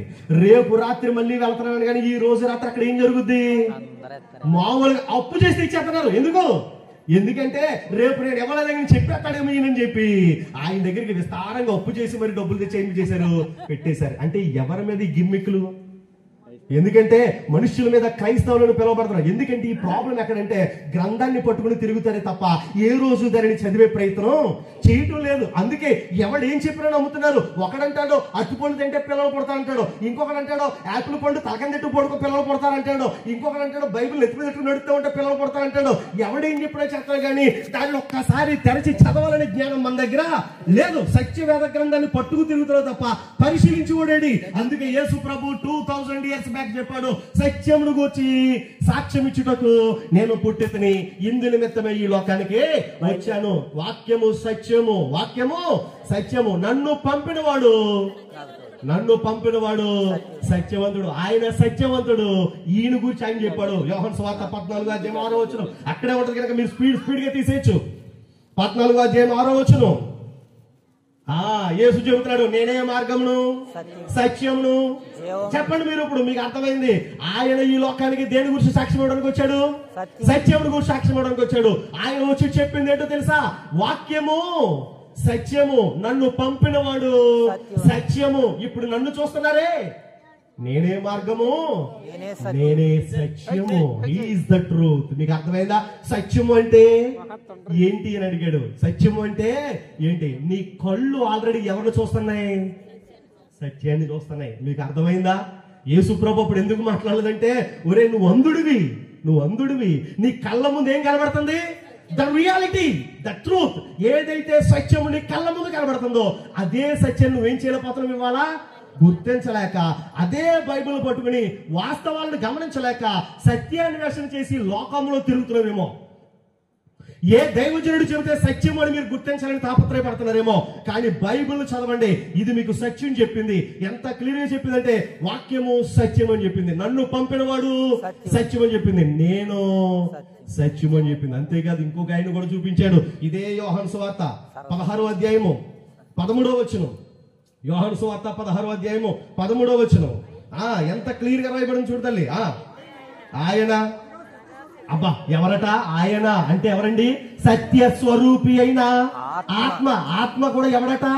సత్య స్వరూపి. మీకు అర్థమైందా? 3 వ్యక్తులను చూసాం. ఎవరా 3 వ్యక్తులు? పంపినవాడు ఎవరైనా? తండ్రి. పంపినవాడు తండ్రి. ఆయన ఏమై ఉన్నాడు? సత్యవంతుడై ఉన్నాడు. వచ్చిన ఆయన అనగా ఎవరు? క్రీస్తు. ఆయన ఏమై ఉన్నాడు? సత్యమై ఉన్నాడు. ఆయన మాట్లాడిన మాట సత్యమై ఉంది. అలాగే ఆదరణకర్త 3వ వ్యక్తిని చూపిస్తున్నాడు. ఆయన ఏమై ఉన్నాడట? సత్యమై ఉన్నాడు. అంటే ఫైనల్ గా సింపుల్ గా చెప్పాలంటే దేవత్వంలో ఉన్నటువంటి వ్యక్తులు ఏమై ఉన్నారు? సత్యమై ఉన్నారు. దేవత్వంలో ఉన్న వ్యక్తులు ఏమై ఉన్నారు? సత్యం. అందుకే వారిలో ఎటువంటి మార్పు లేదు. కాలం మారింది, సమాజం మారింది, టెక్నాలజీ మారింది, జ్ఞానం మారింది, మన అవసరాలు మారాయి, మన పరిస్థితులు మారాయి, కానీ దేవుళ్ళలో ఎటువంటి మార్పు లేదు. ఎందుకు ఆయన మారలేదనంటే ప్రారంభంలో చెప్పుకున్నామే, సత్యం అనేది అవసరాన్ని బట్టి మారిపోయేది కాదు. అది ఎప్పుడు స్థిరమైనది, ఎప్పుడు నిలకడగా ఉండేది. అందుకే దేవునిలో ఏ మార్పు లేదు. ఆయన సత్యవంతుడు. సత్యాన్ని గుర్తించడంలో నీ జ్ఞానం ఉంది, సత్యాన్ని గ్రహించడంలో నీ జ్ఞానం ఉంది. నువ్వు గ్రహించలేదు కాబట్టి సత్యమేమి రూపాంతరం చెందేది కాదు, మరొక రూపంలోనికి మారిపోయేది కాదు. నిన్ను నన్ను ఒప్పించడానికి ఆయన రకరకాల రూపాలుగా మన దగ్గరికి రావాల్సిన అవసరం లేదు. నేను పడుకున్నాక నా దగ్గరికి ఎగురుకుంటూ వచ్చాడు, నేను రోడ్డు మీద నడుచుకుంటూ వెళ్తుంటే దారిలో కనబడ్డాడు, నేను మా ఆవిడ కలిసి వెళ్తుంటే సైకిల్ ప్యాచి పడింది. ఇలాంటివి చెప్పడం వల్ల లోకానికి ఏదైనా మేలు ఉందని నువ్వు అనుకుంటున్నామేమో, కానీ దేవుడు అలా రూపాంతరం చెందేవాడు కాదు. ఎందుకంటే ఆయన సత్యవంతుడు. గుర్తించేటటువంటి వారికి గుర్తించగలిగే జ్ఞానాన్ని ఆయన అనుగ్రహించాడు. అందుకే సత్యం అనే దాంట్లో 4 విషయాలు ఇప్పటి వరకు మనం గమనించాం. వాక్యము వాక్యము సత్యము, నన్ను పంపినవాడు అంటే తండ్రి సత్యము, నేనే మార్గమును నేనే సత్యమును. అలాగే ఆత్మ ఉన్నాడే పరిశుద్ధాత్ముడు, ఆయన కూడా ఎవడో సత్యవంతుడు. కాబట్టి ఈ 4 విషయాలను కూడా బైబిల్ ఏమని నిరూపించిందంటే సత్యము అని నిరూపించింది. ఏమని నిరూపించింది? సత్యము అని నిరూపించింది. ఇప్పుడు ఈ సత్యము అని చెప్పబడిన విషయాన్ని నాలాంటోళ్ళు మాలాంటోళ్ళు వేదిక దొరికిన తర్వాత మేము ఏం చేయాలంటే అపోస్తలుడైన పౌలు తిమోతికి రాసినటువంటి పత్రిక, 2వ పత్రిక, కొంచెం త్వరగా కొంచెం వేగంగా పరిగెడదాం. 2వ పత్రిక 2వ అధ్యాయము 15వ వచనం, 2వ అధ్యాయము 15వ వచనం. దేవుని ఎదుట యోగ్యునిగాను, ఏం సిగ్గుపడక్కర్లేదు, ముందుకు వచ్చి కూర్చోండి అంటే మనకేంటి సిగ్గు, పాట పాడండి అంటే సిగ్గు, పని చేయండి అంటే సిగ్గు, సినిమాకి వెళ్తే ఉందా, అక్కడ సొక్కా సింపేసుకుంటాడా, అక్కడ మా కటౌట్ మీద ఎవడో ఏదో వేసాడంట, ఇంటికి కోపం వచ్చింది, ఆడి కటౌట్ పెట్టినప్పుడు చూద్దాం, ఈ కటౌట్లు కూడా ఎక్కువైపోయింది. ఇప్పుడు ఇంక వీడికి వాస్తవాలతో సంబంధం లేదు, వీడి కటౌట్ సింపడిన ఆయన వచ్చి ఏమో ఇక్కడ ఏం పోరాటం చేయడు, ఈయన కటౌట్ నువ్వేదో పెట్టావని ఆయన నేను పిలిచే సన్మానం చేయడు. కానీ ఏంటో మనకు ఉత్తుత ఆతృత, ఏ ఆతృత, ఏదో చేసాం, దాన్ని ఏదో ఆనందం అంటారు, మీ అందరికి వందనాలు, మీకు అర్థమైంది. కాబట్టి ఏదో ఆనందాన్ని పొంది మనం సంతోషపడిపోవడమే తప్ప దాని వల్ల మనకు కలిసి వచ్చే బెనిఫిట్ ఏమడు. ఒకవేళ మీరు అనుకోవచ్చు ఇదంతా నీకెందుకు, నువ్వు ఏ పని మీద వచ్చి ఆ పని చూసుకుని వెళ్ళిపోంటారేమో. అవును, ఆ పని సరిగ్గా ఉంటే ఇవన్నీ చెప్పాల్సిన అవసరం లేదు. అసలు ఆ పని వల్లనే లోపం వచ్చింది. ఏంటి ఆ పనిలో లోపం అని అంటే కారణం ఒక్కటే. ఇవాళ మేము కూడా ఏం కోరుకుంటున్నాం అంటే మా పబ్లిసిటీనే కోరుకుంటున్నాం. మొదట్లో యేసు ప్రభుని గురించి బోధించాం, తర్వాత ఆయన గురించి తగ్గించేసి మేమే మా గురించి మేము చెప్పుకుంటూ ఉన్నాం, ఆ తర్వాత నా గురించి మా అమ్మగారి గురించి చెప్పుకుంటూ ఉన్నాం, ఆ తర్వాత మేమిద్దరం కలిసి మా పిల్లల గురించి చెప్పుకుంటూ ఉన్నాం. మేము ఘనత పొందుతున్నాం, కానీ ఘనత పొందాల్సిన వాడికి రావాల్సిన ఘనత ఏది? అటువంటి వాడు కనబడితే ఆ ఘనత ఇచ్చున్నట్లయితే ఆయన ప్రశ్న అడుగుండేవాడు కాదు. అసలు సత్యం అంటే ఏంటి, ద అల్టిమేట్ రియాలిటీ ఏంటి ఆయన చెప్పాడు, ఆయన ముందే చెప్పాడు, గుర్తించలేకపోయారు. అందుకే దేవుని ఎదుట మనం ఏం చేయగలదు, సిగ్గుపడక్కలేదు. అందుకే ఆయన చెబుతాడు చూడండి, అపోస్తలుడైన పౌలు తిమోతితో, ద యంగ్ ప్రీచర్ తో ఎంత అద్భుతంగా చెప్పాడంటే దేవుని ఎదుట యోగ్యునిగాను, సిగ్గుపడనక్కర్లేని పనివానిగాను. ఎంత గొప్పగా చెప్పాడండి. ఏ వాక్యం అట? సత్యవాక్యం. ఆల్రెడీ మనం చూసాం, యేసు ప్రభు ఇదే విషయం చెప్పాడు, నీ వాక్యము, దాన్ని అపోస్తలులు ఒప్పుకున్నారు, సత్యవాక్యమును సరిగా ఉపదేశించు. వీళ్ళందరికీ ఇష్టం లేదు కదని చెప్పి ఏదో పెట్టేసి, ఇలా పెడితే ఇంకోటి పెడితే ఎక్కువ వచ్చేస్తారని ఇంకోటి పెట్టేసి ఇలాంటి మభ్య పెట్టే బోధలు చేశారనుకో, రేపు పొద్దున్న నీతి సింహాసనం ఎదుట నేను ఏం చేయాలి, తీర్పు తినమన్నా నిలబడాలి. ఆయన నన్ను అడిగే మొట్టమొదటి క్వశ్చన్ ఏంటంటే, ప్రవీణ్ ఆ రోజు రాత్రి నీకు ఛాన్స్ ఇచ్చాను, నువ్వు వాళ్ళకి ఏం చెప్పావు అని అడిగితే నేను ఆయనకి ఏం చెప్పాలి?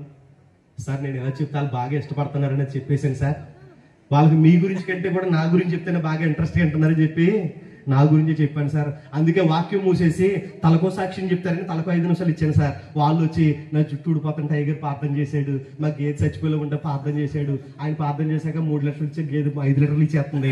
ఏంటి, ఎవరిని పక్కన పెట్టేసి? దేవుని పక్కన పెట్టేసి. ఇలాంటి వాళ్ళందరినీ పిలిచి నువ్వేం చేసావని అడిగితే, సార్ నా టైం అంతా నా కోసం నేను తినేసాను సార్, మీ గురించి సత్యం గురించి చెప్పే టైం నా దగ్గర లేదు సార్ అంటే, అటువంటి సత్య సంబంధులు దేవునికి అవసరం. కానీ అటువంటి అసత్యమైనటువంటి వారు దేవునికి లేదు. ఈవేళ సత్యం కొరకు మనం ఎందుకు నిలబడలేకపోతున్నాం అంటే అదే తిమోతితో చెబుతున్నాడు, నీవు సత్యవాక్యమును సరిగా ఉపదేశించు. జస్ట్ ప్రీచింగ్, వాళ్ళకి అర్థమయ్యేలా చెప్పు. సత్యం అంటే ఏంటో చెప్పు, వాస్తవాలు చెప్పు. సత్యం అంటే ఏంటో వివరించమని చెప్పాడు. దాన్ని నువ్వు ఎలా విభజించాలి అంటే చక్కగా ఉపదేశించు, చక్కగా విభజించు. The rightly dividing the word of God. సత్యవాక్యమును సరిగా నువ్వు ఉపదేశించు. కాబట్టి వాక్యానికి లేనిది ఉన్నది కలిపి నువ్వు బోధించే ప్రయత్నం చేయొద్దు. అలా ఇష్టపడే వారు కొందరు ఉంటారు. నిజంగా మీరు గమనిస్తే మీలో కూడా చాలా మంది ఉన్నారు, కల్పితమైన వాటిని ఇష్టపడే వాళ్ళు మీలో చాలా మంది ఉంటారు. అవునండి, నాకు అలాంటి ఇష్టపడే వాళ్ళు చేతులు ఎత్తగలరా?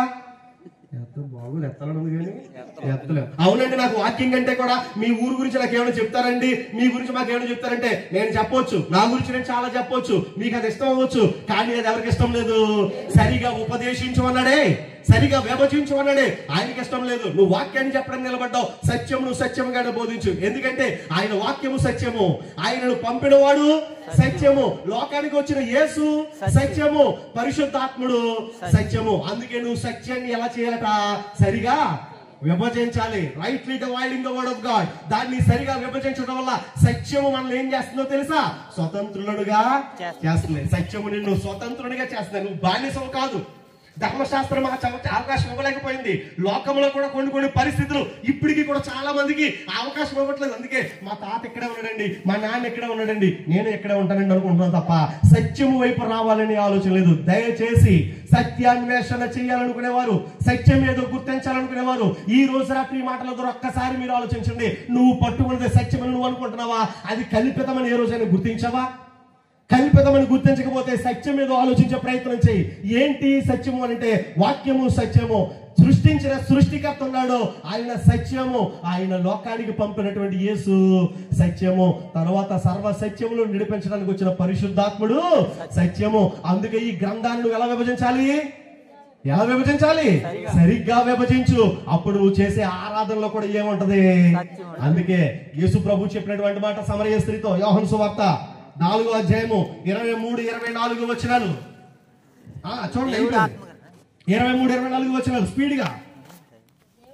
దేవుడు ఆత్మ కనుక ఆయనను ఆరాధించువారు ఆత్మతోను చెప్పాలి, ఆత్మతోను. ఇప్పుడు ఆరాధనలో ఏముండాలి? సత్యము లేకుండా అది జరిగేది ఏం కాదు. అందుకే ఆరాధనలో ఏముండాలి? సత్యం ఉండాలి. మీకు చెప్పాను ఇప్పటి వరకు, తండ్రి అయినటువంటి దేవుడు సత్యము, లోకానికి పంపినటువంటి కుమారుడు సత్యము, పరిశుద్ధాత్ముడు సత్యము, వాక్యము సత్యము. వాక్యాన్ని ఎలా విభజించాలి? సరిగా విభజించాలి. ఎందుకంటే అది సత్యము. ఏది?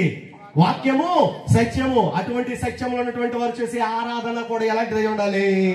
సత్యమైనదై ఉండాలి. అందుకే ఆరాధించువారు యథార్థముగా ఆరాధించువారు ఆత్మతోనూ సత్యముతోను. సత్యము లేని ఆరాధన ఏం కాదు, అది ఆరాధన కాదు. ఈవేళ కేకలు, అరుపులు, గొల్ల మామూలుగా లేదు గత్తర. ఇప్పుడు అలాగే అడిగితే చాలా మంది అంటారు, మీకు ఎందుకంటే మీరు ఏ పని మీద వచ్చారో చెప్పుకెళ్ళండి, మాకు అందరి గురించి మీకు ఎందుకంటే అంటారు. ఈవేళ ఈ బాధ ఎక్కువైపోయింది. ఏ బాధ ఎక్కువైపోయిందంటే ఉన్నది చెబితే అందరికి ఎలాంటి బాధ వచ్చేస్తుందంటే, నీకు ఎందుకు వచ్చిందండి, మాకు నచ్చింది మేము చేసుకుంటాం, మాకు నచ్చినట్టు ఉంటాం. ఒక ఆయన అంటున్నాడు, రేపు నేను అవసరం అయితే ఇలా ఆయన కాలంలో పడిపోతానండి అక్కడ అన్నాడు. ఎక్కడ? రేపు ఎక్కడ చచ్చిపోయిన అక్కడికి వెళ్ళిపోయిన తర్వాత, అక్కడికి వెళ్ళాక తప్పు అని తెలిసిపోయిన తర్వాత ఏం చేస్తాడట? ఆయన కాళ్ళ మీద పడిపోయి అయ్యా తప్పు అయిపోయింది అని అంటే, ఆయన కూర్చే అలాంటి వాళ్ళు కూర్చే వాక్యం ఎప్పుడో చెప్పింది, అక్రమము చేయవారులరా. నేను భూమి మీద బోల్డ్ చేశాను సార్, దెయ్యంలోని వాళ్ళ కొట్టాను, ప్రవచించాను, అద్భుతములు చేశాను అని అంటే, నువ్వెవడో నాకు తెలియదు, నువ్వు అక్రమం చేసావు, పో బయటికి అని అన్నాడు. అలాంటప్పుడు ఈ అత్తిపల్లి అమ్ముడు, మరి ఆప్లికేల్ అమ్ముడు పరిస్థితి ఏంటి? మరేంటి ఈ పెన్నతో రాత్రి పరీక్ష పాస్ అవుతున్నారు అన్నప్పుడు పరిస్థితి ఏంటి? దశంభాగాలు అయితే పర్లకు వెళ్ళిపోతారన్నోడు పరిస్థితి ఏంటి? పెద్ద పెద్ద కటౌట్లు పెట్టుకున్న పరిస్థితి ఏంటి? పెద్ద పెద్ద చర్చి బిల్డింగ్ అడిగిన పరిస్థితి ఏంటి? 350 ఫ్యాన్లు పెట్టారని మరి ఆ పరిస్థితి ఏంటి?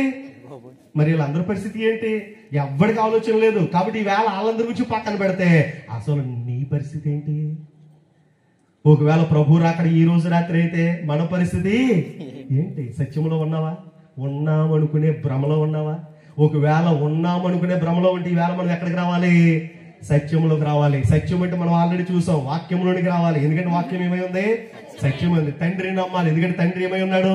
సత్యమైన. ఆయన నమ్మిన కుమారుడు పంపాలి, ఎందుకంటే ఆయన ఏమై ఉన్నాడు? పరిశుద్ధాత్మ నమ్మాలి, ఆయన ఏమై ఉన్నాడు? సత్యమై ఉన్నాడు. ఇప్పుడు మీరు గమనించలేదో, ఆరాధన చేయాలి, ఆరాధనలో కూడా ఏముండాలి? సత్యం ఉండాలి. ఒకవేళ సత్యం లేనటువంటి ఆరాధన కనుక ఉన్నట్లయితే అది ప్రమాదమైన. ఫైనల్ గా ఒక 2 విషయాలు చెప్పి ముగించేస్తాను. చాలా మంచి విషయం, ఒక పాయింట్ ఉంది, మీరు గుర్తించండి. తిమోతి పత్రిక, జస్ట్ కంక్లూషన్. 1 తిమోతి పత్రిక 3వ అధ్యాయము 15వ వచనం.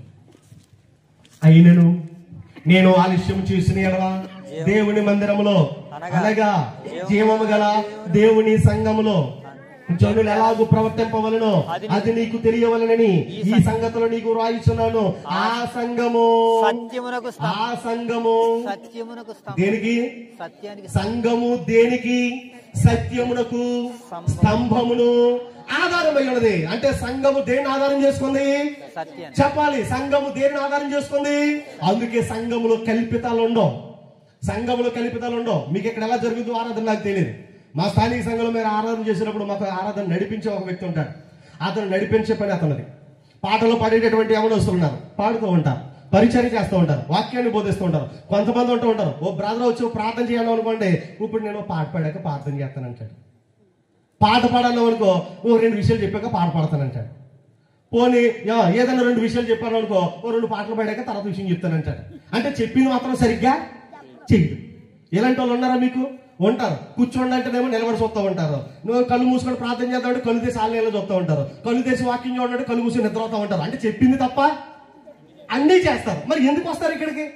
ఎందుకు వస్తారు ఇక్కడికి? బైబుల్ పట్టుకుంటారు, ఒక్కడు కుదిరిగా బిహేవ్ చేయడు, ఇష్టం వచ్చిన పనులన్నీ చేసి ఇవాళ నేనే గొప్పగా ఆరాధన చేశానని అనుకుంటూ ఉన్నావు. నీ ఆరాధనలో సత్యము లేదు. ఎందుకంటే నువ్వు వెళ్ళే సంఘములో సత్యము లేదు. కాబట్టి సంఘానికి ఏది పాత్ర అయింది అంటే అక్కడ చెప్తున్నాడు ఆయన, ఆ సంఘము సత్యమునకు స్తంభమును ఆధారము. కాబట్టి సంఘం ఏమై ఉంది?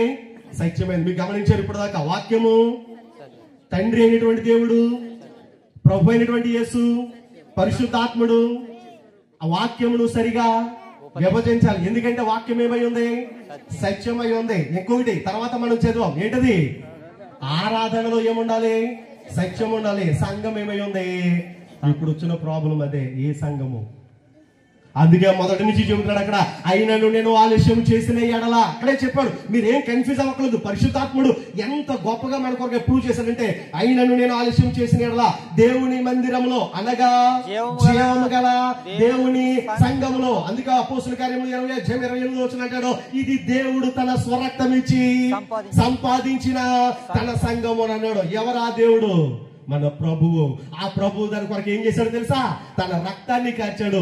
రక్తము కార్చిన వాడు సత్యము, కార్చబడినటువంటి ఆ రక్తము సత్యము, ఆ రక్తము వలన సంపాదించబడిన సంఘము సత్యము. మరి నువ్వు ఏ సంఘములో ఉన్నావు?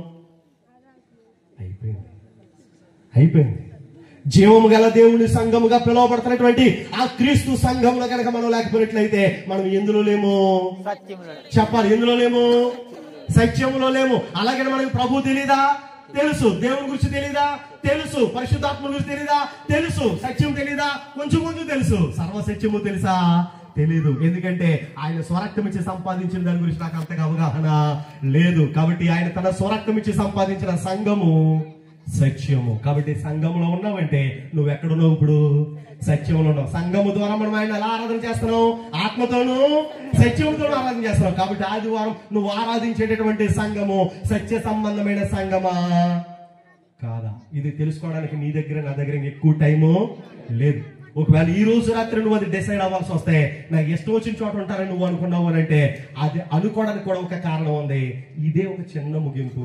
అలా నిన్ను అనుకునేలాగా చేసేటటువంటి ఆ ఉద్దేశాన్ని కూడా జస్ట్ చూపించి ముగించేస్తాను. యోహాను సువార్త 8:44 జస్ట్ కంక్లూజన్ చదవండి, ముగించేద్దాం. యోహాను సువార్త 8:44 స్పీడ్ గా. మీరు మీ తండ్రియగు మీరు వీలైతే ఇంటికి వెళ్ళక, ఇదే 8:31 నుంచి చదవండి. పైనుంచి 31 నుంచి. అంత టైం మన దగ్గర లేదు కాబట్టి డైరెక్ట్ నేను కంక్లూషన్ చెప్తున్నాను. 44 చదువు తల్లి. మీరు మీ అపవాది, మీరు మీ తండ్రియగు అపవాది సంబంధులు, మీ తండ్రి దురాశలు నెరవేర్చగోరుచున్నారు. అంటే మీరు ఎవరిని సాటిస్ఫై చేయాలనుకుంటున్నారు? మీ తండ్రి. ఎవడా తండ్రి? తండ్రి అయిన దేవుడు కాదు, అపవాదట. అపవాది మీ తండ్రి. అందుకే వాడి యొక్క దురాశలను నెరవేర్చగోరుచున్నారు. ఆది నుండి, in the beginning, from the beginning, ఆది నుండి వాడు నరహంతకుడై ఉండి. ఎంత గొప్పగా చెప్పాడండి. వాడు ఎక్కడ లేడట? సత్యం. వాడు ఎవడు? అపవాది, సాతానున్నాడే. వీడు ఎక్కడ ఉన్నాడు? సత్యం. చూడండి, మీరు కళ్ళతో చూస్తున్నారు, కల్పితం ఏమీ లేదు. వాడు సత్యమందు నిలిచిన వాడు వాడు, వాని యందు సత్యమే లేదు. వాడు అబద్ధం ఆడునప్పుడు తన స్వభావం అనుసరించి. అందుకే మీరు కూడా ఇవాళ ఎక్కడ లేకపోతున్నారు? సత్యములు. ఇప్పుడు మీకు అర్థమైంది లేదు? అంటే మనల్ని సత్యములోనికి రాకుండా అడ్డగిస్తున్న వాడెవడో చెప్పాలి. సత్యంలోకి రాకుండా అడ్డగిస్తున్న వాడెవరో? అపవాది. వాడు మనల్ని ఎక్కడి దాకా తీసుకొచ్చాడంటే, చాలా మందిని క్రీస్తు దాకా తీసుకొచ్చాడు. ఎక్కడి దాకా? క్రీస్తు దాకా. అందుకనే యేసునామమే జయమంటాడు, యేసు రక్తమే జయమంటాడు. యేసు యేసు యేసు అనే పేరు బాగా చెప్తాడు, యేసునామాన్ని జపిస్తాడు. యేసు అనే పేరు వరకు తీసుకొచ్చాడు. అక్కడి నుంచి ఎక్కడికి తీసుకెళ్ళాడు? ఇంకో స్టెప్ వేసి తండ్రి అన్నాడు. అక్కడ మళ్ళీ కన్ఫ్యూషన్ పెట్టాడు. ఏంటా కన్ఫ్యూషన్ అంటే, ఆయన ఈయన లేకపోతే ఈయనే ఆయన, వీళ్ళిద్దరూ ఎవరని కన్ఫ్యూషన్ పెట్టాడు. పరిశుద్ధాత్ముడు అంటే కళ్ళకి కనిపించడం, అసలు వీడిని నమ్మాల్సిన అవసరమే లేదన్నాడు. ఎంత కన్ఫ్యూషన్ పెట్టి వీటిని నిరూపిస్తున్న గ్రంథాన్ని అబద్ధంగా చూపించి ఈవేళ మనల్ని ఎక్కడ రాకుండా ఆపుతున్నాడు? సత్యములోనికి రాకుండా ఆపుతున్నాడు. ఇప్పుడు వాడిని ఎదిరించాల్సిన బాధ్యత ఎవరికి ఉంది? మనకుంది. అపవాది యొక్క తంత్రాలను మనం ఏం చేయాలి? ఎదిరించాలి. ఎదిరించాలంటే మనకున్న సర్వాంగ కవచము వాక్యమే. అందుకే ఈ వాక్యమందు వారిని ప్రతిష్ఠ చేయి. ఎందుకు వాక్యమందు ప్రతిష్ఠ చేయబడాలంటే మనము అపవాదిని ఏం చేయగలుగుతాం? ఎదిరించగలుగుతాం. ఇప్పటికీ కూడా మీలో చాలా మందిని ఏదైనా ఒకటని భ్రమ పెడుతున్నారేమో, ఏదైతే ఏముందని భ్రమ పెడుతున్నారేమో, ఏ సంఘమైన ఒకటని భ్రమ పెడుతున్నారేమో. ఈ భ్రమపరిచేటటువంటి ఆత్మల్లో నుంచి మీరు సత్యంలోనికి రావాలి అని అంటే అపవాది పెట్టే తంత్రాలను మీరు ఏం చేయాలి? ఎదిరించాలి. వాడు ఎప్పటికీ కూడా మీకు సత్యం అంటే ఏంటో తెలియకుండా పడు. క్రీస్తు తన స్వరక్తం ఇచ్చి సంపాదించిన సంఘమే, క్రీస్తు తన స్వరక్తం ఇచ్చి సంపాదించిన సంఘమే సత్యము. అందుకే ఆ సంఘములో ఆత్మతోనూ సత్యముతోనూ ఆరాధన జరుగుతుంది. ఎప్పటికీ మీలో ఎవరైనా ఈ సత్యములు కనుక లేకపోతే ఇంకా మిమ్మల్ని ఆటంకపరుస్తున్నాడు ఎవడో తెలుసా? అది కూడా ప్రభువే చెప్పాడు. ఎవడో? అపవాది. కాబట్టి ఈ రోజు రాత్రి మీరు అపవాది క్రియలకు లొంగిపోతారా, లేక ప్రభు చిత్తానికి లోబడతారా? సత్యవంతులుగా చేయబడతారా, లేక అసత్యములనే బ్రతికి చచ్చిపోదాం అనుకుంటారా? మీరు నిర్ణయించుకోండి. కానీ వాక్యం అయితే ఏం మాట్లాడుతుందంటే సత్యమే మాట్లాడుతుంది. పిలాతు అడిగిన ప్రశ్న సత్యం అంటే ఏంటి? సత్యం అంటే ఇది అని చెప్పడానికి అది ఒక మాటలో చెప్పబడేటటువంటి నిరూపణ కాదు. దాని గురించి పరిశోధన చేయాలి, పరిశీలించాలి. ఆ విధంగా పరిశోధన చేసి సత్యవంతులుగా ఓదూరు క్రీస్తు సంఘము సత్యం కొరకు ప్రయాసపడుతున్నందుకు ఓదూరు క్రీస్తు సంఘాన్ని దేవుడిగా బాగా ఆశీర్వదించాలని, అటువంటి సత్యములను మీరు రావాలని కోరుకుంటూ నాకు ఇచ్చినటువంటి ఈ సమయాన్ని బట్టి దేవుడు మిమ్మల్ని, మీ స్థానిక సంఘాన్ని, మీ కుటుంబాలని బహుగా దీవించాలని కోరుకుంటూ, నమ్మి బాప్తిసం పొందిన వాడు రక్షింపబడును, నమ్మని వానికి శిక్ష విధింపబడును. దేవుడు మనల్ని దీవించును గాక.